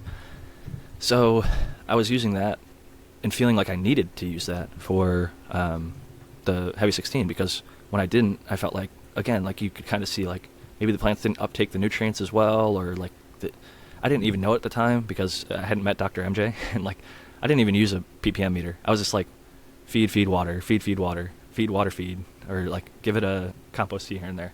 So I knew that ppm meters and EC meters existed, and I had like that Blue Lab Truncheon, but when I looked up like the home grow scale of it, it was like so expensive, and I didn't trust the ones on Amazon. I was like, if I'm gonna get one, it's gonna be like a Blue Lab. I'm like, man, that's like $100 or something. And I was like, fuck, that's like as much as like my tent. Like I don't want to spend that kind of money. I was just starting my business at the time. I just moved back here, and like it's tough to make a living here. Most businesses shutter in like a year, so it's tough to make it happen. And on top of that, to be growing your own. But ultimately, I realized if you do produce your own successfully, it's cheaper cost per gram by a lot. And especially because like my wife and I were going through at least 2 ounces a week, or 2 ounces every 2 weeks, I think it was. So like an ounce a week. And I was like, if I could grow this, and electrical costs, even at what it is, I could probably save a bunch of money. And I went through and documented everything in those first few grows, and realize like, holy shit, like I'm growing it for like X amount of dollars per gram, like versus I don't know, if it's 10 a gram to buy it, I was growing it for like $1, $2, or $3 at the very worst. Mm-hmm. And like that was only going down because like a lot of one-time purchases, bought the light, bought the tent, had all the stuff, and nutrients were a recurring cost or whatever, but like that was only once every several months or a year depending on how much you buy. And so I did notice that was one of my bigger costs, and I did not like, as you see, I do have a cat over here behind me, and I have a little green screen kind of situation going on, but just so you don't see all the random shit occurring behind me. But what I realized is like I didn't like the process of like what felt like, I'm not a chemist, I don't work in that kind of space, I'm not in the lab, I don't work with chemicals. I don't know which one of them are dangerous to me and which one of them isn't dangerous to me. If I spill it, I know like you're supposed to, I could read the directions of this whole tiny little print. In an emergency situation, I'll admit I didn't read every single little warning on the side of those things. I just was excited to grow, so I'd squirt it all out. And I would worry if I ever spilled it or got it on my hands. I'd wash real diligently, and like I know some of that stuff can actually cause harm, so I didn't want it on or around me necessarily. And not to say it's like the end of the world. People work with it all the time, right? But I figured if there was a safer and easier solution out there, and I'd already done it kind of in the past with organics, why not try it inside? And so I had heard about Subcool, looked more into his stuff. I'd been smoking his stuff even before I started growing. So I was like, oh, this dude has like an Instagram and a YouTube, and he just like shows his grows, and he has a super soil. And so I didn't actually start off with a super soil. What ended up seeming simpler to me than doing like the lasagna tech was I found a bunch of people in the Michigan community doing the M3, and there was also a breeder who I thought at the time was cool, and found out later he's a real D-bag, so I'm not going to even name them. But they were claiming really good results with this M3 Michigan-made mix.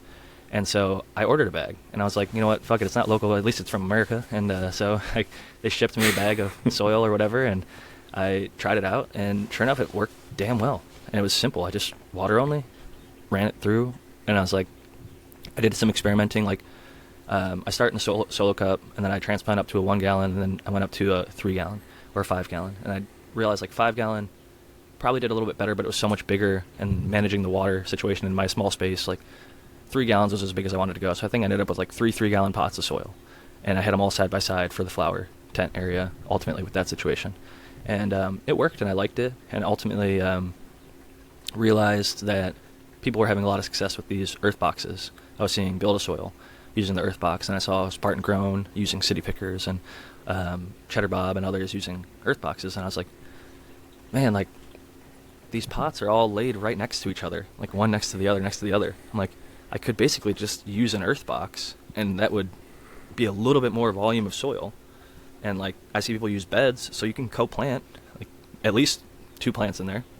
And so I got the earth box and kind of have never looked back. That's what I've been rocking for the last several years now. And I just got, shout out to Resurrection Prophet. He just sent me a couple fresh bags of M3. So I'm going to reset because my stuff, I don't do soil testing. And after a few years, it's finally gotten to the point where it still produces. It yields well.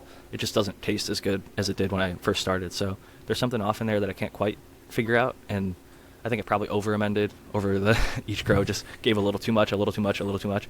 And at this point, it's probably just like toxically high.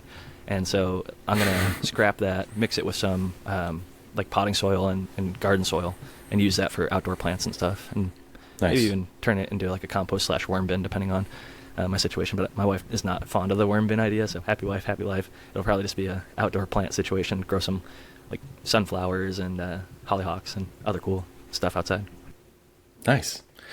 Yeah, I love the idea of being able to use like an amended substrate where you're just re-amending it and getting multiple rounds of harvests out of it. I did that for a while in like a 30-gallon grassroots fabric pot. I think I was able to pull like 7 harvests out of it with just minimal amendments over time. But then, unfortunately, I ran into root aphids, and I just scrapped the soil because, I composted it so that the thermophilic process just annihilated the root aphids and anything else that was problematic in there. But that's like usually my biggest warning for anybody venturing into something that's going to be an amended substrate used round after round after round is fungus gnats, root aphids, thrips, anything that is going to be soil borne. in terms of a pest, you want to make sure that you're at least having some level of security in place to make sure that those populations either don't blow up or don't happen, or anywhere in between. But also, you even mentioned it, you have the very easy opportunity of just resetting with a fresh bag of a reputable amended soilless media and going from there. And I've even heard of people who will use like the Kiss Organics mix, where they just they'll only run it 3 or 4 times and then they'll reset it, because they're just like, by the time the 5th or 6th gets around, I'm losing my terpene profiles of the same cultivars I'm running. I'm losing the resin production. The yield is significantly less, even if everything else is met. And even if I've seen some people do the saturated paste test and see that they're at the same levels they were with the initial substrate, but something's happened. There's some biology, or it's hard to know. Maybe there's so much going on in there that, like, my stuff's still yielding great. It just doesn't taste as good as it should. And I know that. I'm honest enough to tell myself, like, we're smoking some of my other buddies' stuff that they grow, or even stuff that, like, from my wife's work, that I'd rather have over homegrown. That was just never the case before. It was always, I'd rather have my home grow over any commercial stuff. And when that's not the case anymore, it's like, well, I got to admit, my stuff is not as good as it once was, and there's something wrong with my process. And at least be humble enough to admit, that it probably is the soil. Like, I'm doing everything else the same for the most part, and not too much has changed. I could blame a strain here and there, but, like, sometimes it's stuff that like you said, you've grown it in the past and it was just fine, and it tasted how it's supposed to taste. And now it's like, when it's not that way anymore, well, time to, reset. And I think, admittedly, if you even get 2 runs out of a soil, you've probably more than gotten your value out of it, because, even with cannabis down at like 1,000 a pound, I think is what the average is in California, roughly. It's lower. Even lower, depending on, in the legal market, I should say. Right. But the trim you can get for like 20, 50, I don't know, it's crazy low. But it's fascinating, depending on, like, the quality and like indoor, outdoor greenhouse type thing. But even if just 1,000 a pound being like the reference metric, I guess, is it's probably lower than that. It will continue to get lower. Even if it costs you more to grow it yourself than it did to, buy it, I think it's still worth it. It's just like the home brewers market, the craft, beer market, whatever it is. They're going to be a little bit more expensive and obviously smaller batch. And with that comes a higher cost of production. But it's worth it because we have that passion. And the main thing is, there's just no way to produce what we're able to produce at scale. I've never seen it done at even the best of the best. And, like, when I'm saying scale, I'm talking like hectares, like several acres scale. I'm not talking like an indoor production or 100 lights or, even 1,000 lights. Like, you could do semi-craft level or high quality cannabis in those 1,000 lights and under, depending on how big your team is and how good your team is. But when you start getting to acres and acres of so much, it's hard area under glass, to have the quality that I can produce in my little. And going back to, like, it's funny because in my head I saw, like, when I started, like, what I thought was the best. It was like a whole, if you could dream as a cannabis grower, like, you dedicate a whole house to it, right, and just spare no cost on expense and things like that. But I just saw a report, and this, don't come at me for racial stuff, people, but this was documented in California. 99% of indoor cannabis cultivation is done by Chinese individuals. So, like, we were doing it just how they do it. Like, as you see all these grow houses rated, and it's like basically like an indentured servitude. Like, these people owe people money and they get sent over here and they have to grow weed to pay off their debts type thing. And they're like sleeping in a sleeping bag, and like the rest of the house is plants. So you would think maybe in your head, like, oh, that's the ideal setup. You got the most room for the plants. You got all the equipment all set up. It's impossible for that grower to tend to each one of those plants as well as he needs to. There's too many plants. Even if you doubled, tripled, quadrupled the growers, like, even at a commercial scale, like when there's thousands of plants or hundreds of plants, the individual attention to each plant is dropped. And on top of that, your personal choice is less. Like, when you go out to the market, there might be 50, 100, 200 strains available. 1,000 strains. Who knows? You could go to every single dispensary in California and find 1,000 or whatever. There's 10,000 or more strains on the seed market right now. Yep. You could go and find whatever strain you want, cross to whatever strain you want. And if you can't, you can probably find the cuts and make it yourself. And like, if you can't, you can probably find somebody else who did something close to that. Maybe like one of the parents is different. But even like if you can get a 50% something in a cross, if you pheno hunt through that, you're going to find something like that clone or cut or bag that you smoked that you liked. That was how I did it, and I've had tons of success finding exactly what I'm looking for. And like you said, popping a pack. And if I don't, move on to the next breeder. Do your research, obviously, because a lot of them are con artists and fly by night. They're going to be gone tomorrow, and they're doing knockoff work a lot of the time. But even if they're still around, like some of the big ones are some of the worst. So be aware of that. But do research on like who did the original. Like part of the reason I did 50 strains of green was to basically highlight good old school breeders who did a lot of that work to make things like we talked about at the top of the show kind of close to bulletproof or like really stable, where you're not going to see a herm just because it got a little hot or a little dry or a little overwater, a little underwater. Like 1 or 2 times isn't going to cause it to just go, you know, where some stuff, the first issue, it's just bananas everywhere, or chucking pollen if it's a early male. And so as a quick sidebar, do you mind just briefly touching on your work as an author and publishing your own book? Yeah, it's been an interesting process for sure. I recently read, or I'm reading, a book from a self-published author that goes back to the 1970s, Tom Kelly's 10th Legion. And it's a really interesting book, but reading the back, it said, I was a self-published author because that meant, like, I don't know if he said, like, stupid enough or crazy enough. It's in my car right now, I'm actively reading it. But he said all that basically meant was, like, you found a publishing house that was willing to charge you to, like, print your own stuff, essentially. Like, and that's kind of what happened with my situation is I wanted to make a book. I had heard about, like, the Canna Bible, and I've seen and owned, you know, a couple of these books.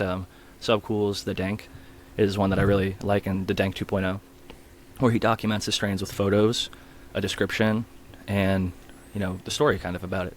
And I love those books so much, but, like, there's only so many of them. And they're not really making a whole bunch of new ones, and a lot of them were, like, the Canna Bible, for example, is just, like, a bunch of, you know, maybe, like, the top strains of that time. But it didn't have, like, a real specific focus. And, like, I grew up in liking, like, dog breeds. And there was so much, if you look into the American Kennel Club, if you want to learn about any one of those dog breeds, there's so much you can learn about it. Like, how long the tail is, how long the ears are, the temperament, all that stuff. And I'm like, this is so cool. Like, if you are into the hobby, you have not endless, but, like, tons and tons. Maybe it is endless because they keep making a vast library, though. Yeah. And there's a lot of deep details and descriptions. And, like, with cannabis, I felt like seedfinder.eu is probably, like, one of the closest things we had to that. Yes. So, like, you can go and find, and it's like a Wikipedia more than it is the American Kennel Club, because anybody can put anything on there. And they say, oh, I made this strain. Oh, I did that. And so you have to become, you know, Inspector Gadget over here and try and figure out. Like 53 entries for OG Kush and and like which one is right. for Blue Dream. Yeah. And like who actually made it. And like, so I was like, this is so ridiculous. Like, I get 100 questions a day asking me, not actually 100, but like for a while, like I'd get hundreds per week of people asking me certain questions, and a lot of the recurring ones are, what is this strain? Like, where did this come from? Who made this? And a lot of times I'd be listening to shows, and I still do. Like, I'll be in the chat, like, they'll be like, what is this strain? And I'll just be like, it's X crossed to Y, you know? Like, I'll tell them it's OG Kush crossed to, you know, cookies or something like that. And then I start sort of like Matthew Gates, whenever there would be somebody post a image of a plant with bugs on it, everyone would just tag @SyncAngel on Instagram. And then you'd see, like, a few hours later, SyncAngel would come in and be like, that's Tetranitid ear decay or spider mites or whatever, you know? Sure. And, like, he'd give, like, the Latin name, the real name, and then he's like, here's what you use to treat it, and here's my, you know, there's a link on my website if you want to go watch my pest primer on YouTube, and, like, it'll show you all the ways that you can fight it, and, like, everything about, like, how they live and their reproductive cycles and this and that. So I came to know him by seeing him basically demonstrating his professionalism by helping people for free online. And so I was like, you know what? I can kind of be that person in a little bit of a way, because I'm just a nerd for cannabis strains. I tried a bunch of them myself, and I'm always wanting to learn more about new ones. So why don't I get into that space a little bit more and make something concrete? My Instagram can be deleted. My stuff can be shadow banned.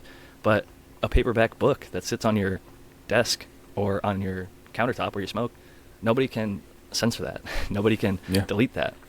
It might be burnt up in a fire or something, but I'll send you another copy if anything like that happened. And by making something concrete, forums get deleted or lost, and one gets popular, and then it fades out of popularity, and then the next one gets popular, and then it fades out of popularity, and we lose so much of our history. In a sense, I felt almost, in retrospect, like an ethnobotanist in a way, because I'm covering people and culture as much as I'm covering the plant, because that's a major part of what this industry is and what this plant took to survive, through thousands of years. Like, there was cultural reasons and, business reasons, I'm sure, back times before we even had documentation. I'm sure people were selling it or exchanging it for other goods, foods, and services and things like that. Mm-hmm. So it's a very historically, significant plant, and so little modern research has been done. It's getting better in the recent years, but so much of it for a long time was just like, how is this addictive, or how is it problematic and bad, and how does it cause crime, or what crimes are related to it. And now we're like, what does it do medically? Like, how does it do it?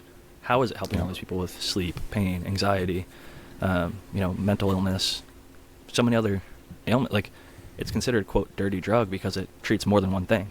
Like, a clean drug is like, oh, this is a pain reliever. It does pain relief, and that's it. This is a boner pill. It gives you boners. Like, it does one thing. It was initially supposed to be a heart drug, and they found out it became an erection medicine, right? But it's got a very specific target now, and there's a bunch of different knockoffs of that now, or different styles, from gels to mists to tabs and things like that. So with cannabis, it's kind of interesting because it treats so many different things, and all the different strains, like certain ones are better for different things. And so I wanted, with 50 Strains of Green, to, as much as I could, document my own personal experiences with what I felt were 50 of the best strains that grew green and finished green. Because I'd seen in California, a lot of, like, OGs talked about when the purple came in, a lot of the OGs just threw all their old cuts out and took the purple because that's all people were buying. And so we lost a lot of history there when purple got popular. And I was like, well, I need to go. I like a lot of these green strains. Like, in my personal experience, some of the best effects came from the green strains. And I know it's not just California. California often leads the market, but a lot of other markets kind of feel the same way. Like, purple is cool. It looks cool. My first strain that I put out, Velvet Bunch, is a purple strain, and I wanted it to be purple because so many people have never experienced that. I get that, like, some people still haven't had access to good purple bud. So, or any purple bud. To be able to grow that yourself, like, seeing it go from green and veg to purple, it's like a fucking magic trick. So there's a satisfaction. It's like nothing else. I love that. Even if it turned pink or red, like, it changing colors when it's been green its whole life, other than turning like yellow or something, or brown, like, it would be such a beautiful experience. But with as much as purple is cool, and I get that it's cool, we lost some of the passion for green. And so I was like, what are my top 50? And I've tried over 1,000 at this point, and I documented hundreds of them, and I have a little journal. How did it smell? How did it make me feel? When did I use it? Why did I use it?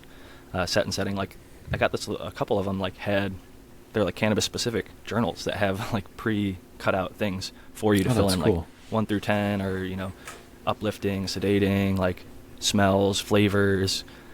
Did it linger? Did it, like, hit you immediately? And, like, all these different little subtle notes. And so I was able to back reference those as I wrote the book. But then I realized at the same time, like you mentioned earlier in the show, my experience isn't everyone's experience. So I cross-reference my friends, I cross-reference my family, I cross-reference the internet, Leafly, and all these other websites, and see, how does my experience stack up? And I try to include a little bit of both. Oftentimes, my experience is the common. 8 out of 10, 9 out of 10 times. If it's an uplifting strain, I get that uplifting effect. Sometimes I'm the 1 out of 10 outlier. I'm like, that Mac 1 that everybody loves, I fucking hate it. I've tried it 100 times. Goodness. I've tried it from him. I've tried Capulator's Mac 1. Didn't like it. From the horse's mouth. Like, I got it directly from the hand. And that's so unfortunate. Its profile does not work with my endocannabinoid system. Sure. A lot of people love it. A lot of people like how it smells, how it tastes, how it makes them. I'm not a fan. It's like, its very best it's ever been to me was a 7 out of 10.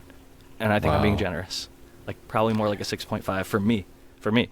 Like, so like how you talk about the form cut, Mac 1 was the first thing that I experienced where I had like what I would call like a true medicinal reaction to it, where like pain that I was feeling went away almost instantaneously. And it was astonishing for me how well it worked. So, I mean, even that alone right there shows any of the listeners how unique an endocannabinoid system can be, and how unique a terpene and cannabinoid profile of a flower or a concentrate can be. And not just that, but like you said, you got it from the guy who bred it and grows it now in the commercial market. I got it from someone who was not that person in a completely different state. And so who even knows if the growing styles were similar? And Well, who and I even only say knows that because if I tried what it 15 times before that wasn't his. So I was like, oh, I just haven't Right. had a good representation, or I haven't grown it myself yet. Because if I haven't grown it myself yet, I don't necessarily think I've given it a fair shake. So I haven't grown Mac 1 to say for myself, but I haven't grown it because I didn't like any of it. Right. And when I got it from him and I didn't like it, that was what really sealed the deal. I got it from a guy who said they got it from him, and then I got it from him myself. So I was like, but it is cool that, I will say this, I don't want people to get tribal about it. I think Cap's cool. I like a lot of his other crosses. I think he runs a good forum. I think that he maybe sells good product. I haven't tried it, but I've heard good things about some of his microbes and maybe even IPM products and stuff like that. I think Capulator's cool. I met him, shook his hand. He was super nice to me, bought flower, and we had a good experience, good exchange. I didn't, I literally only got the Mac 1 just to say that I got some from him, to try it from him. But I'm happy that it works for you. Some people are like, oh, like, Jack doesn't like the Mac 1, so he thinks that Mac 1 sucks and no one should use it. Like, no, that's not what I'm trying to say. I'm actually trying to say like the opposite. Like, just because I like something, that's why I cross-reference. Because if I would have just said 50 strains of Jack's favorite, then I think it's a limited book, right? Because like maybe I just like more sativa than you. Maybe like my wife didn't start smoking sativa until like a year or two ago. Like, and I use sativa very more uplifting, heady highs. Well, I like those, especially daytime and midday. She didn't like them for a long, long, long time until she started working with certain brands that had maybe more what I would call like a closer to the heirloom or even some landrace type varieties. And funny enough, she actually enjoyed those more. So I think there's something of a balance in there in some of the more modern, what we call sativa or uplifting crosses. Yeah, and I wonder how much of it could have also just been with, like with most other systems within the body, nervous, circulatory, endocannabinoid, they develop and change over time, and the receptors can become blocked or open up, or even, through set and setting as you get older, and as your your hormonal structure changes and the rest of your body changes over time, and your mental state changes. All those things could provide just a different experience of the same product from one year to the next. I totally agree. And I know some people will get paranoid now that can't even use it anymore, where they used to love taking big bong hits and like they can't even smoke a little bit anymore. And I do think that's a major factor to how people are going to experience it. So, I want to rein us back in just a little bit, actually, and get back to a little bit more of the growing questions, since we are coming up on the 2-hour mark here. I want to just make sure that I get as much of this in, even if we run over just a little bit. Sounds good. But throughout all of your experience growing, from all the way back to your first experience where you were helping, to now where you have multiple years of home grow experience, changing from hydroponics to organics or amended substrates, and I'm going to pose this as a two-part question. So what have been some of your biggest learning experiences, and from a setback, something that really made you feel like you could call it a failure in the garden, or something that you didn't want to have occur again? And then on the other side of the coin, what have you learned the most from a success that you found in your garden, where you then took that practice and either continued to perfect it, or just took it as it was and made sure that you were implementing that every time moving forward? So I'll start with the success first and then finish with the failure, because we recently did an episode where we talked a lot about learning from failures and growing with my fellow growers. So I do encourage people to check it out. Growing with my fellow growers, I do host on Sundays on the YouTube, and we did a whole, I think it was just 2 weeks ago, about new year, just learning from failures, and a whole bunch of stuff came up. But with the success, one thing that you brought up and just how you asked the question made me think specifically of using drought stress to benefit your terpene expression, to benefit the resin production. I listened to Hash Church for a long time, and Bubbleman and others mentioned that lavender grown in France had the highest terpene profile. It sold for the highest dollar per pound. It had the most linalool production, which is a terpene found in cannabis. So I figured, well, if linalool is increased by being grown in this Mediterranean region, and they are known for getting a drought late season, then maybe we can give our plants a late season drought, just like late in flower, a couple weeks before we harvest them, let them get real dry the pots all the way back until they get droopy. And did it once accidentally, just because my pots were a little bit smaller, and this is what really made me start believing it and push and doing it every single harvest, because it was actually that sour 76 and Platinum Yeti grow.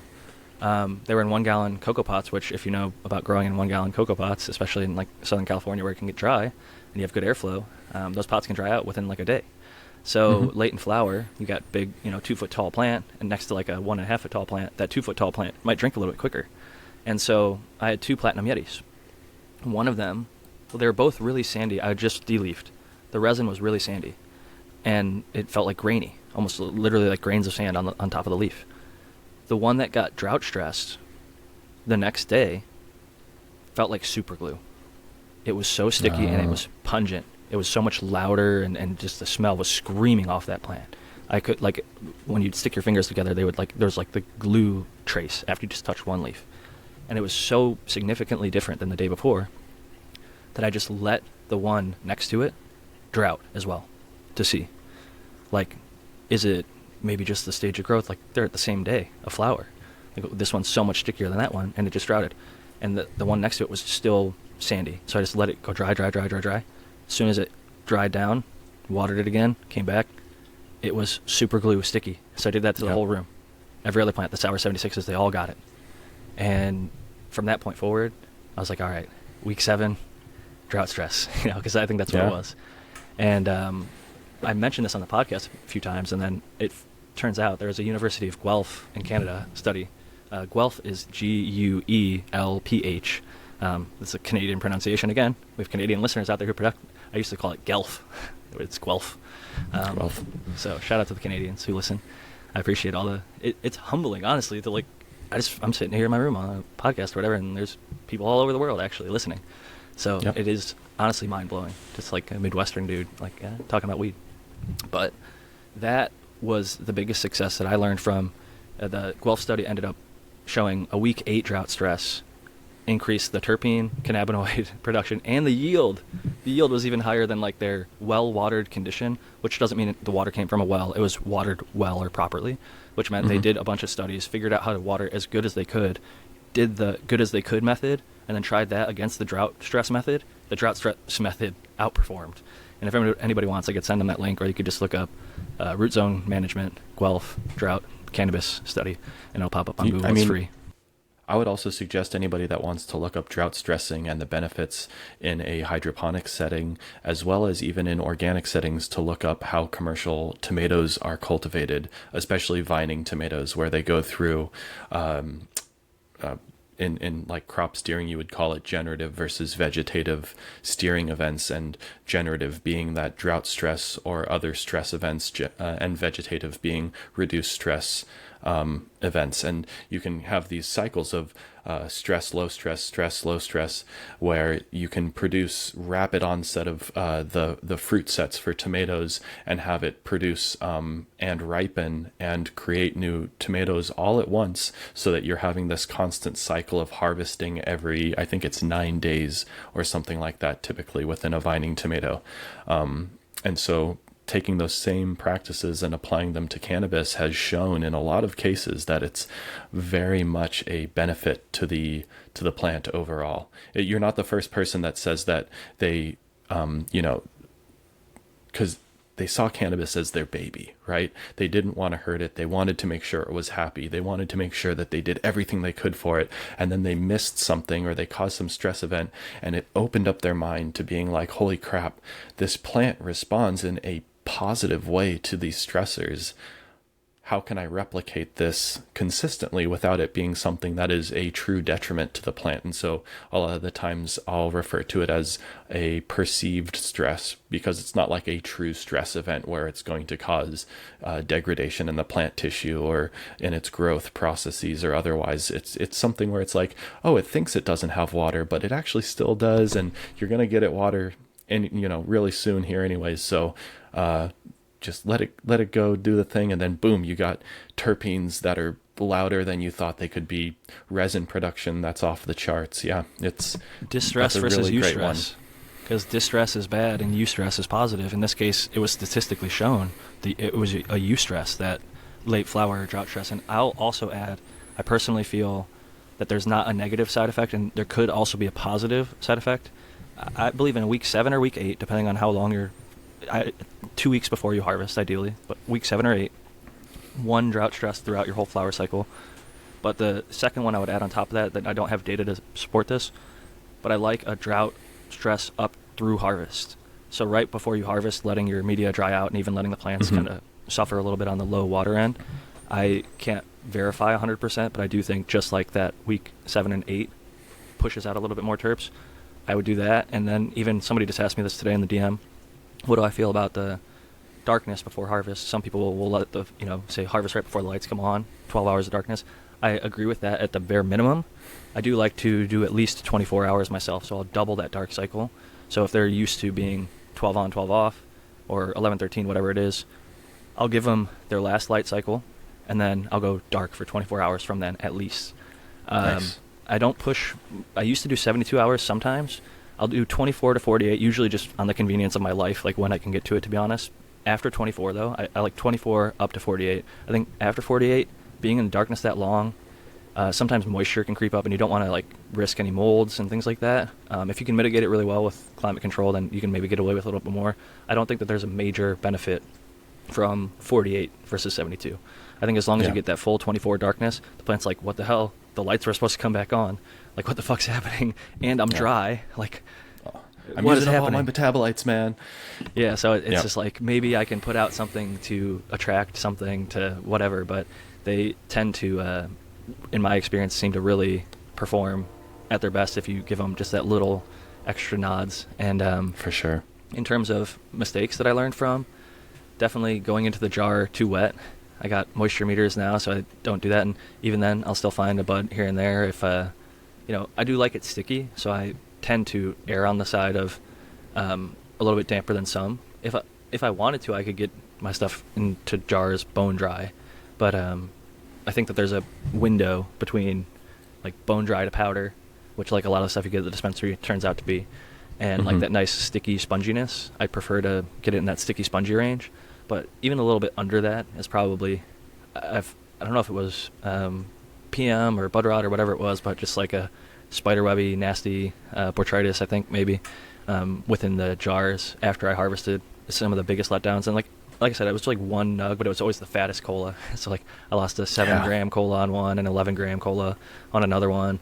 And since then, probably like 3 or 4-gram colas were like the most recent in the last few years that I lost. But I ended up not typically keeping the jar, or I'll just turn that jar into concentrate, even like the stuff that didn't have mold on it. Just if I don't straight up toss it all, I'll turn it into like a oil or something that I end up using to cook. And at that point, I feel like it's fairly safe. But I haven't had any issues with that. But some That's people the same smoke answer the rest of that that stuff. Spartan gave, actually, about the going into the jar too wet being his biggest setback that he learned from. I feel like I could say that was definitely one point where I tried to get into jars too wet because I wanted to allow for the enzymatic processes to continue in the curing. And I think I just was looking about it as though these enzymes really needed a lot more moisture than they do. And there's more moisture than you can feel without a meter. Like my stuff feels crispy, bone dry on the outside, and I stick that meter in there and it's still like 8, 10, 12, 15%. So like when you look at it 12 hours or 24 hours after it goes in the jar, oftentimes it off-gasses that stuff on the inside that you can't even see. The crispy little leaves on the outside are really deceptive because they're like, you could flake them off with a little tap, but the inside of the bud is still really pretty damp still. Yep. Absolutely. I always tell people that they know that they dried and cured it well when you grind it up and you pour it out, and it looks like kinetic sand where it keeps moving after you've poured it out onto your rolling tray or whatever. I love that texture. I mean, it rolls up so nicely. You can I feel like you can take someone who's had trouble rolling joints and give them flour that looks like that, and all of a sudden they'll be like, man, I'm really good at rolling joints. It basically once you roll it one time, it keeps its shape, and then tends to burn. Even in like a bowl, I have like a little scooper, and like if it's at the texture I actually like it, it won't fall into the bowl properly. It'll make like a lump, and I have to like scrape it over and off and tap it, because otherwise it's just like it sticks to itself too much. Or like I'll have to take my finger and kind of like feather it in off of it's a little bent piece of cardboard or whatever, just like a scoop and dump. And it's covered in resin or whatever, but it's just an easier way to not necessarily, I don't have long fingernails, I always keep mine trimmed low, so it's hard to pick stuff off the rolling tray and get it into the bowl. But I know they make little tools and things like that, but this is simple and it works. So nice. Well, those are great answers for setbacks and successes that have helped you kind of shape your grow and practices that you, I'll say one you more can still on the follow to today. Setback is just overwatering, since Spartan had the same answer as me. In terms of seedlings especially, I killed off a couple seedlings in my early growing by giving them a little too much water. And even now, like mature plants, I'd rather err on the side of underwatering than overwatering, because like I talked about in the successes, a drought stress, especially like in late flower, can actually have a benefit. But that said, the one caveat I do want to give is the Guelph University did the same study with like multiple drought stresses throughout flower earlier, like weeks 2, 3, 4, 5, 6. And if they had more than one before week 7 or week 8, then it actually decreased yield, decreased terpene production, decreased cannabinoids. So if you're just like, oh, Jack said that you can get away with like all these stresses and like he loves drought stressing his plants, I'm just going to do it all the time. Like, no, you got to be careful with it. Do it when it's supposed to happen, late in the season, like it would in nature, in that area where the best stuff comes from, or in a controlled environment like we're trying to do with horticulture. We can control that kind of stuff and get the desired results. But if you're just doing it every time, that's like erring into the side of being more of a lazy gardener. But more people are more on gardeners where we just want to give more water, and I was that person. And you tend to still lean on that side. So I try to say like, is it ready for water? And I'll like lift the pot and like, can it wait another day? Is it starting to droop? Like sometimes I'll push them a little bit too much in the veg side of things, and I'll slow things down. So like it's always a process to kind of tinker with and dial in and take time and put it on your calendar. Figure out like, this veg was 30 days, this veg was 36, this was 40. What did I do on the 30-day veg to make it 30 days? And try and replicate that, and try and cut it down to 25, 20, 21, however fast you can get it to get a big healthy plant ready to flower. Yeah. And I just like to always add the caveat as well to, anybody that is attempting to do like a drought stress or something, that it matters what substrate you're using, and it matters the frequency between your drybacks because of the substrate sizing. So all of these different things need to be taken into account. And for a lot of cases, it's going to take multiple rounds for you to figure out what is working, what doesn't work, and the best practices involved in there. So, just kind of adding on, don't just start drought stressing your plants all over the place throughout all of flower because more is better. Not necessarily. But so, yeah, great caveat that you added there as well. I appreciate that. It's very important, especially I feel like we do have a lot of new growers that listen to the show, and especially with the cheap home grow show, it really has a lot of new growers that are looking to glean some information. I know I learned a lot from you guys early on when I was getting back into growing, after the COVID shutdown, and when being in restaurants was no longer very tenable for at least 2 or 3 years there. The dark ages. The dark ages. The recent dark ages, yes. Right. So, you had your setback, your success. Is there anything that you feel that when new growers or growers in general are looking at cultivating, is there something that you ever like to put your finger on and say, this is probably the most important thing you need to pay attention to as you're getting into this, because there's so many different styles of growing, whether it be salt-based fertilizers or an amended substrate, whether you're using high intensity discharge lighting, LED lighting, sunlight. There's so many different parameters that can be unique to the grower. And I feel like we've repeated this over and over again in this podcast so far. But if you had to put your finger on one, is there any that you could? And if it's not just one, like maybe just a couple? It's easy for me because I think all of the things that you just mentioned, I hate to say it doesn't matter. It matters. It'll change how the plant expresses itself, and some things work better for other people and some things are better suited for certain environments. HID, for example, if you're in the Great White North and it's freezing cold all the time in Canada where you're at, and you want a little bit of extra heat, like some people get away with running HIDs. And Noah the grower is up in Washington, I think, and he grows with HIDs and still kills it.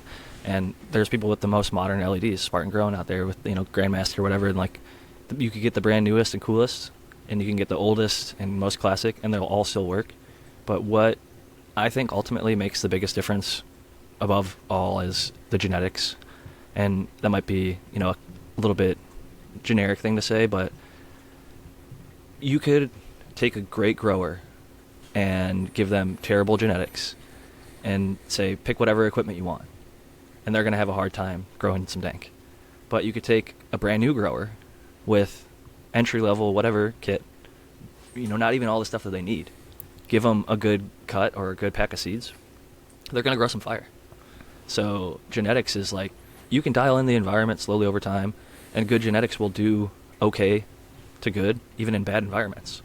So I think having good genetics is one of the most under-researched things because it's hard to research. Like I talked about why I got into writing 50 Strains of Green is like, Google good cannabis genetics. I want good cannabis seeds. Well, then I'm going to get sent to, some giant generic white labeling seed bank that says that they have all these strains that we just talked about.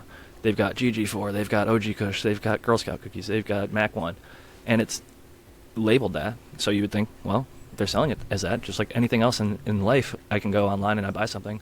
I should have some sort of belief that what they're selling is real, and I'll get seeds in the mail and I can grow them out, and maybe they'll be good. Maybe they won't be. But if you take the time, even just like 15 minutes of research to try and go and like say, who was the original creator of whatever strain? And you're going to get like 20 different articles, and you start reading through the first 10, and 8 out of 10 of them say the same person. That's usually a good sign that is the one person who actually did it. Sometimes it's not. Sometimes there's a bunch of people trying to like claim that they're the original, and they might be dead, or they might not be selling that seed anymore, or that seed might not be available in a pure form because it's like their closely held cut and a special thing to them. So it's easy to be like, well, if I can't just get the Purple Punch, then like why even grow any seeds that are not the pure thing? I just want something called Purple Punch because I want Purple Punch because Purple Punch sounds good. So I go and buy Purple Punch from Barney's Farm. Well, Barney's Farm didn't make Purple Punch, and so you're going to get some seeds that who knows if they even have Purple Punch in them. And some stuff from Barney's Farm is good, but like their Tangerine Dream is good. They have a Vanilla Kush that like the Mendo Dope Boys use. They were featured in 50 Strains of Green for their Tangerine Kush because it's so high in a few different terpenes, and I'm pretty confident that that is one that is from them. I couldn't find anywhere else that Tangerine Dream came from. So, and same with the Vanilla Kush. Like the Vanilla Kush definitely came from Barney's for Mendo Dopes crosses that they use any vanilla stuff, or for the most part. And so even though I don't like that breeder because they have poor ethics, I think, and they pushed like Breeder Steve, one of the OGs, out of the space for a long time. Thankfully he's back, Stars and Stripe Seed Company. Shout out to Breeder Steve. But I actually made a Instagram account because I got so many people asking me, who should I follow, like who should I get seeds from? Because there's so many out there. Like I said, there's 10,000 strains. And so I was like, I could figure this out. I made an account called aromatic.achenes, which is ACHENES. Like seeds, So achene is just like a seed, and Tao had something. Yeah, I think he's the American one with achene. I think that's what it is. So I figured, I Googled what that was, and I was like, oh, okay, cool seeds, aromatic achenes. And so I figured if I ever like got into breeding or whatever, I could maybe make that my breeder name or something, my brand. But I ended up more so using it to just follow breeders that I believe that are good. I'll read off a couple of them. AK Bean Brains, The Real Crockett 420, Lemon Hoko Genetics, American one with achenes. We've got Stayfly Farms, who's also known as Original Dankster, OH Original. Lone Star Larf is on there. Irie Genetics, Ross to Jeff. I think, shout out, I don't know if Lawrence Larf actually breeds. I might have just accidentally followed him because he's a homie. Mendo Dope Boys is on there. They breed Jinx Proof, Alien Genetics, Humboldt Seed Organization, HSO. We've got Green Source Gardens. We've got Ludlow Seeds, which I think is Tao's, like how I have this aromatic Akeens. I don't know if he ever turned Ludlow Seeds into his actual thing or not, but I'm pretty sure he didn't.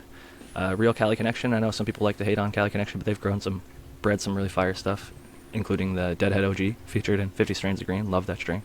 Skunk House Genetics, creator of the Donnie Burger, one of my favorites. Second Generation Genetics, that's DJ Short's son. Humboldt Seed Company, Nat Pennington. He's cool. I got to meet him and his daughter at one of the conventions here in California. Spire Ridge Farms, they're a smaller boutique one. We used to carry some of their stuff in my delivery. Sin City Seeds, Relentless Genetics, Bloom Seed Co., JBC Seed Bank. That's a seed bank, not a breeder, but Freeborn Selections, that's Mean Gene from Mendocino. Yep. Old World Genetics is DJ Short. Mr. Nice Seed Bank is Shanti Baba, Green Bodie, and then Mr. Soul, C99, Brothers Grimm. DNA Genetics, they've got some pretty fire stuff. I know that like some people don't like them in Crockett.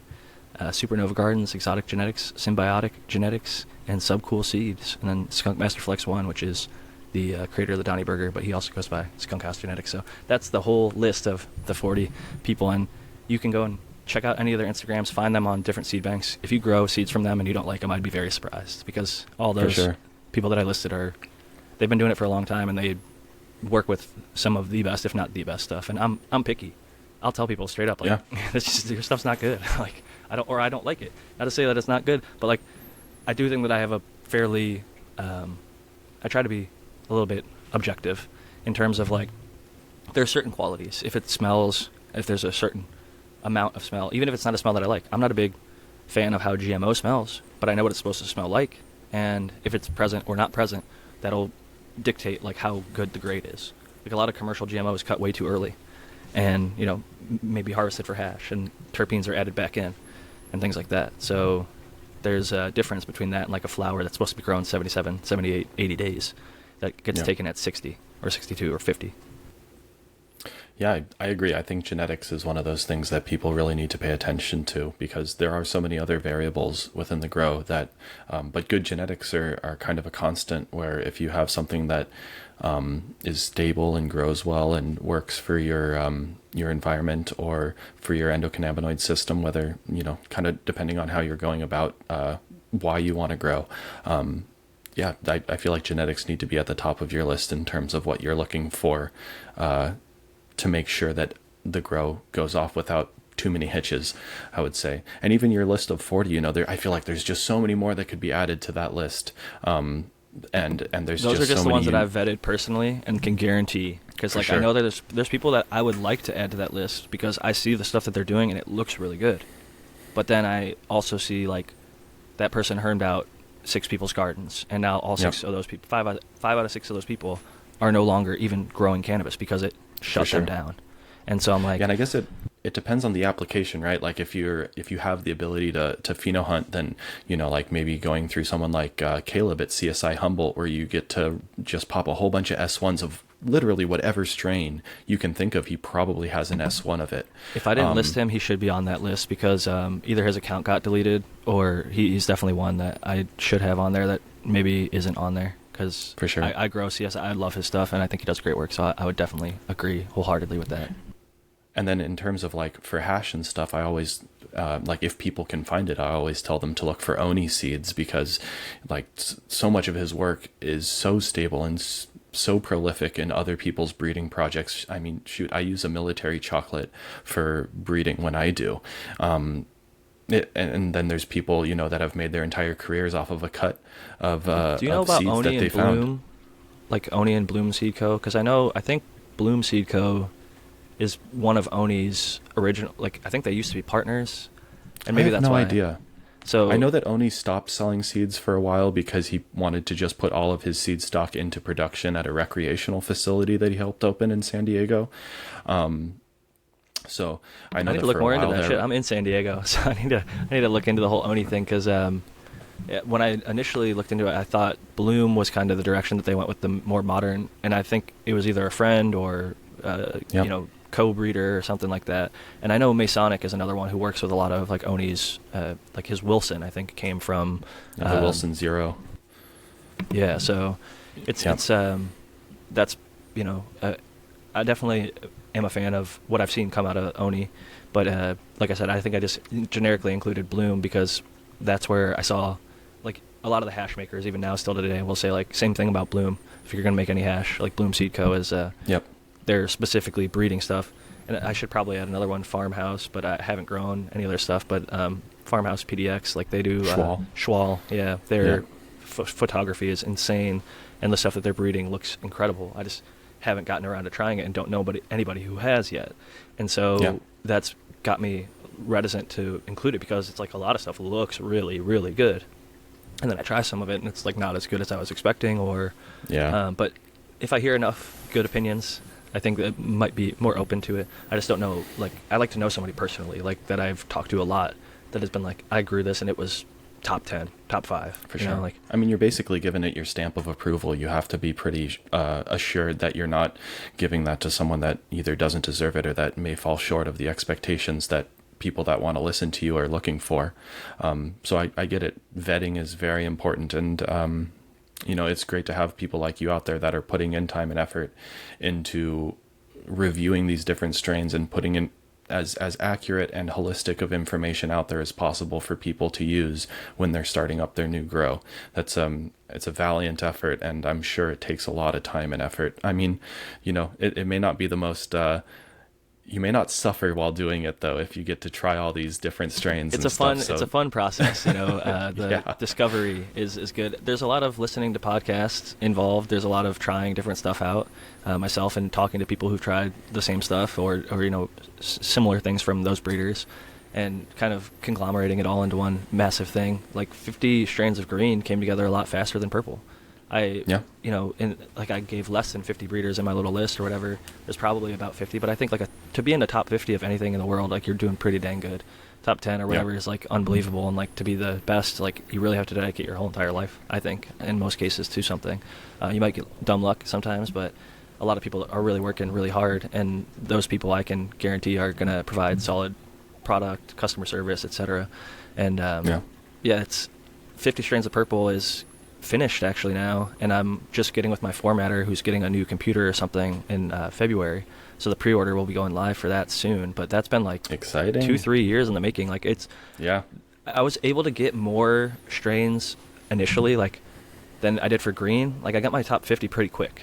Like I was able to narrow it down to that 50, and it almost never changed. Maybe added one or subtracted one, but 50 strains of purple I started with 60 or 75 and have narrowed that down to 50. And then when I got to 50, I dropped a couple because I was like, this isn't as good as that. This is better than that. And I was a little worried because I have a couple related, a few different runts, and I'm like, well, should I just put this all under one runts? That's how I took the gelato approach, is all just one gelato, and I described the different cuts of gelato in there. But the runts cuts were so different from one another that I describe a few different ones because their taste or their impact, medicinally, were so much different from the next runs that I was like, this is a whole different strain. So I'm not just going to include it in the same thing because it has the same name or some similar shared genetic. It would be like trying to describe all OGs as one thing. There's such vast differences from an OG Kush to a Tahoe OG or a white Tahoe cookies, even, where it is an OG leaning cookies. Asphalt OG. Then, yeah, exactly. And then you have, within runts, I feel like it was the dawn of the candy gas era. And within that, I feel like candy gas is a spectrum. You have stuff that's more leaning towards that gassy, fuely, burn your nose, even rubbery at times, all the way to this pungent, sickly, sweet candy that you're standing in the middle of a candy store on a hot day, and anywhere in between. And so it would be really hard to describe those all as one, especially considering the different cannabinoid profiles that you're going to find across that spectrum as well. So I'm glad that you're taking so much effort and painstaking time into making sure that this accurately represents what is kind of the current wave of cannabis throughout not only the U.S. recreational and legal market, but the world, everyone wants purple. Everyone wants candy, and everyone wants Well, gas. and even the origins of those purples, it's like a lot of people don't agree on where it came from. A lot of people don't agree on what it is. And I would say maybe even before Runts, the dawn of the candy gas was that purple punch. Purple punch is super candy gas. Like if you get it's straight up grape Jolly Rancher with gasoline. Like it's super, like you said, it can be candy store. I found out it was methylanthranilate just because I was like, what is artificial grape smell? Because I was like, this is exactly that. Like there's no way. My nose is like, I've had enough of those Jolly Ranchers to tell you, like, that grape Jolly Rancher has a certain chemical in there, and it's the same chemical that is in the purple punch. And sure enough, I found studies and stuff that showed cannabis does produce methylanthranilate, and that is what was making it smell like that. It's like sometimes if it smells the same, it actually is the same. Like grapes can make it, lang-langs can make it, like a few other different things in nature produce it. So it's speaking of Oni, we have a cross of his that we run commercially. That's beach grapes, but we call it the like one pheno we called Concord Crush because it smelled so much like Concord grapes, and you find methylanthranilate in Concord grapes as well. And it's pungent and heavy and stony, and so it's like a purple punch without the same beauty that purple punch has, but with all the flavor and all the potency and on level 10. I'll trade the frost for potency and other things, to be honest. Like I'm realizing more now I want to move away from frostier strains because for sure we've all picked towards frosty for so long, and like granted some of them do have potency, but I'm like 50 strains of green, I feel like a lot of the strains in there, so even like some of the old school Chem 91, OG Kush, like 90s strains, are still some of the strongest smokers today. And it's not just me saying that. Like I worked at a delivery service. My wife has worked at dispensaries, delivery services. People are still saying, I want gas, I want OG, I want Kush, I want this classic. And these are people that have been smoking 10, 20, 30, 40, 50 years, and they want just OG. Like I had one guy, if it wasn't gassy enough or cushy enough, he just wouldn't even accept it. Like I'd get to his place and be like, fair enough, not gassy enough. Sorry. Like, I mean, he knows himself well. That's awesome. Yep. And I was the same way with like I ordered a Jack Herrera here when I was just moving out, and I was still getting stuff from delivery services, and they came with like an XJ13 or something. They're like, well, it's a Jack Herrera cross, and I was like, yeah, but it's not Jack Herrera. Like I'm looking for Jack Herrera, not XJ13. Like yeah, there's Jack in that, and it smells Jack-ish. But like I've smoked XJ13 and it's different. Like it's different high. It's like Jack with gummy bears. Yeah, and there's just like there's more like it's messied up the genetic profile. Like that, it's already a messy genetic profile. It's a whole bunch of different things, and it makes a really beautiful result. I love its result. I think it's again like with Blue Dream, one of my favorite daytime smokes, and I think it's underappreciated because some people don't grow it that well, and a lot of people have taken that name and thrown it on a bunch of different genetics, but like the real stuff, that's like terpenoline heavy. It's like creative, nice focus, nice uplifter. I'm a huge fan of where it puts me, at least mentally. Nice. Yeah, I remember smoking that back in like 2009 when I was going to Sacramento State, and I was like, I never knew that cannabis could taste like a fruit basket, and it was like the fruitiest strain that I've ever had in my life at that point, with like mainly leaning towards citrus, and I was just so impressed by it. And I think that was like one of the first things where it was not just either purple or OG, because that was kind of what was popular in the Bay Area at the time. So I really like how this conversation has gone so far, and your dedication to the cannabis community is up there amongst, so many people that I have respect for. And one of the questions that I do like to ask people when they're on here, especially when you do have so much experience running a weekly podcast, interacting with home growers, breeding, home growing yourself, seeing different commercial spots in their in their operation, what would you like to see change in the cannabis space, whether it be from a home grower's perspective or a commercial perspective or anywhere in between, really? To me, it'd be more in larger home grows. lessen up the regulations, lessen up the restrictions, allow everyone in California to grow outside immediately. We have 67% of our state that has banned outdoor or greenhouse cultivation, which is a shame because we have some of the best sunlight in the world and we grow some of the best ag products in the world. And I don't think anyone's going to be harmed by a little bit of cannabis grown outside, as is evidenced by the 33% of the state that's already doing it and having any issues. So I think we need to grow up and be adults about it and say this is an agricultural crop, this is a horticultural crop as well, and it can be grown at field scale, for bulk and for lots of reasons. You can make flour out of that stuff, you can make concentrate out of it, you can do whatever you want with it. It can be turned to rope or seed, whatever. But I think we need to allow a home grower to grow 100 plants in their backyard if they want to in a hoop house. And if they need to make that into RSO, then so be it. And if they want to use all that RSO themselves, so be it. If they want to give it to their friend or family member who got cancer, then so be it. We need to lessen up the regulations and allow more just open, free cultivation for home growers, because that's where we get so much more diversity. Like there's this guy who famously saved like 150 different types of apples, and he would carry around all the different apples and show them to people and sell seeds and keep them alive. And I think we need to sort of be that person who's doing it, because otherwise, as we see with the commercial apple market, there's like 4, 5, 6 big varieties that get grown, and then everything else is just lost. And sort of like with 50 strains of green or 50 strains of purple, like I don't want genetic diversity to be lost to history. Yeah, there's a reason some stuff's more popular, some stuff tastes better, and some stuff's easier to grow, and this and that. But like, just because something, even with like ugly looking bud and like going away from the frosty stuff, like just because something is not the prettiest in like the apple market, maybe it's not a eating apple, but it becomes a cider apple, right? So you can use it for different things. Like there's certain stuff that is better for washing. Like GMO is not the prettiest flower. It gets kind of foxtailish looking, and if you grow it as long as it should and you get it in the right environments where I think it likes to be, it's not real appealing for flower, but it makes some of the best concentrate in the world. And we need to be able to say, hey, some strains need to be taken, even if you're taking it for concentrate, 70, 80 days, and let that happen.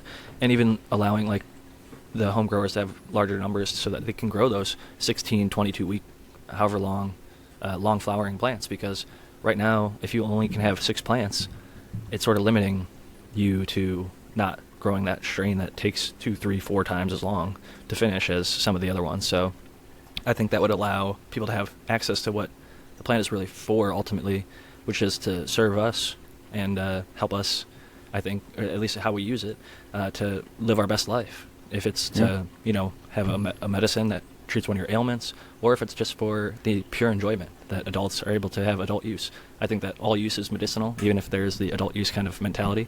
But the more we have, the better we have, the better the world is going to get. I've seen it. Like, although there's a lot of setbacks, like there's currently big wildfires, and some of them have stretched down to San Diego, and I am okay, thankfully. The San Diego Fire Department's been doing an amazing job with the Ramona Fire and with the Pala Fire here recently. But they are doing incredible, but, it's just the more and better herb that we have, the better I think society is going to get. Like at least in my own personal experience, I feel myself I'm more thoughtful, more level-headed, more centered, more peaceful, happy person when I'm able to use it. And I think if we have more people in society, it's like when you're hungry. If you're hangry, then your life's going to be worse. Like if you're perpetually hungry, like some people are, 20% of the U.S. kids are food insecure. They don't know where the next meal's coming from. Some of them are literally starving or underfed, don't have enough nutrients per day. So like it's harder for them to focus in school and things like that. So if you can fill those voids, if you can give those kids food, they tend to perform better. Well, I think if you can fill that void in the endocannabinoid system, we'll see a big lessening in endocannabinoid system deficiency syndromes. Like, I think I work in the autism space.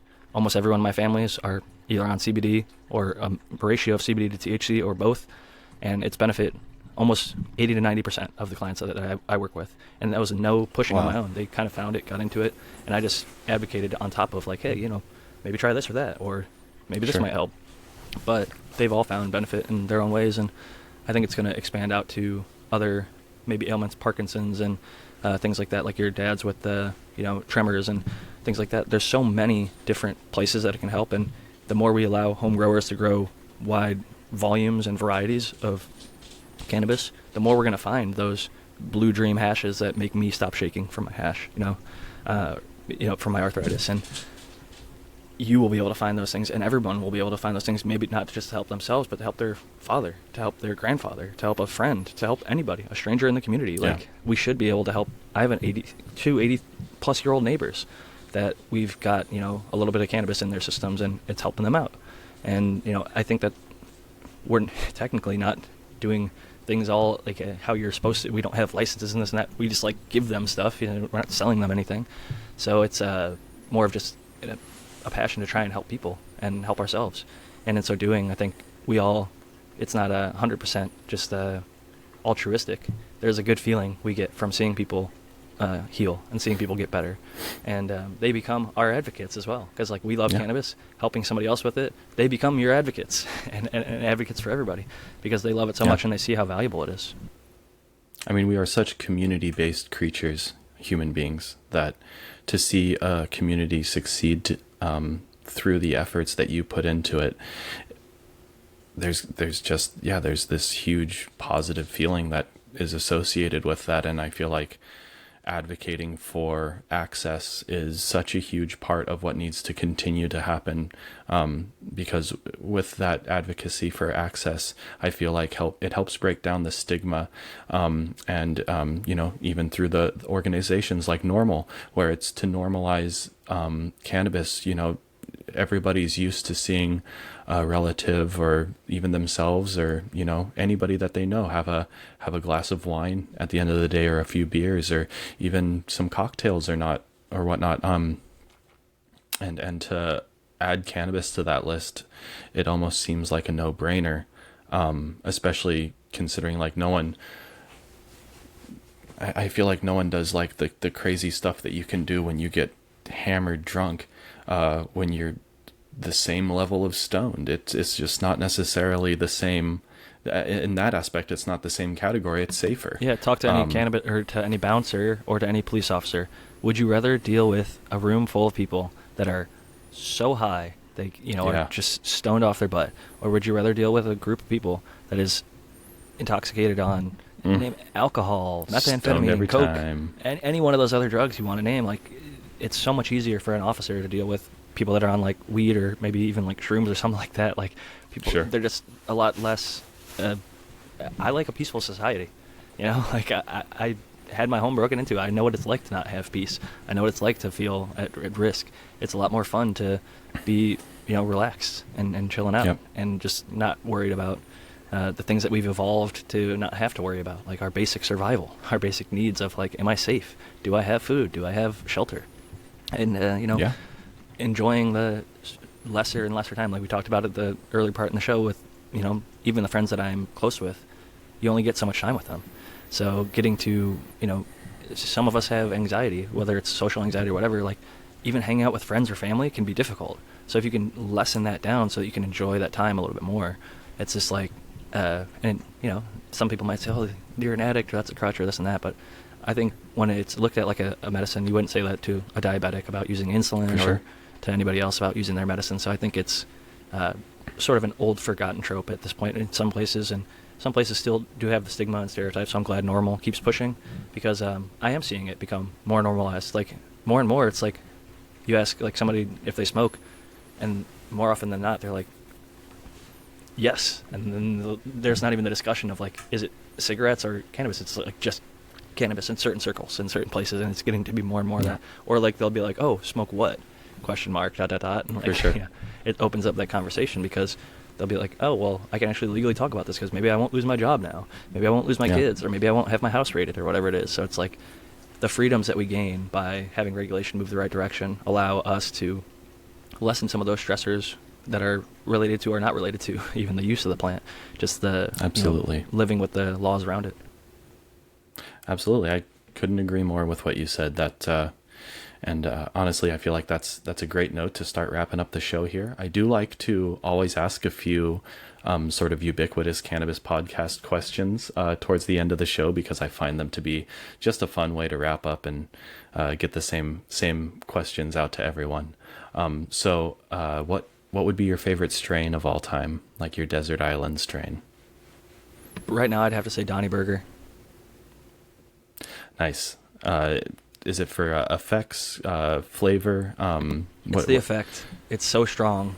It's so strong, and it's just like, I really do like a potent, just like fully, even though I might use it during the daytime, for the most part, it's going to be a nighttime, like hang out on the couch, watch something with the wife, maybe eat a little dinner.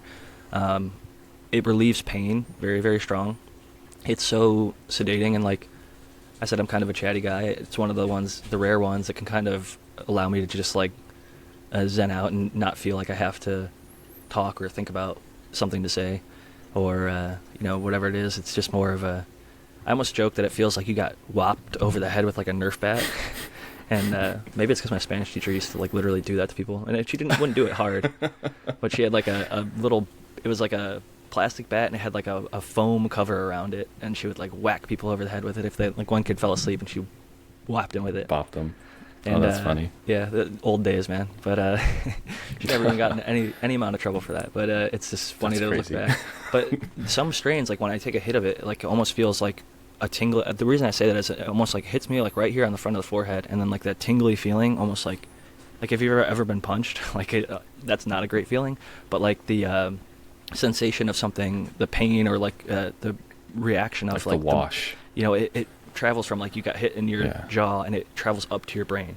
Your body is processing what happened, and with the punch, obviously it sucks. But with like the bong hit, it's like a nice tingly, like, oh, I almost got like a pretty, like my wife walked by or something, like, oh, I got some tingly, like a happy tingle going on. Sure, not just like in like the nether regions, but like in your face and like on your shoulders and down your spine and like in your legs, and like it can extend to all parts of your body. But not even just the tingliness, but sort of the decrease inflammation, which I think helps with the pain, because I work out a fair amount, and my job's just very active.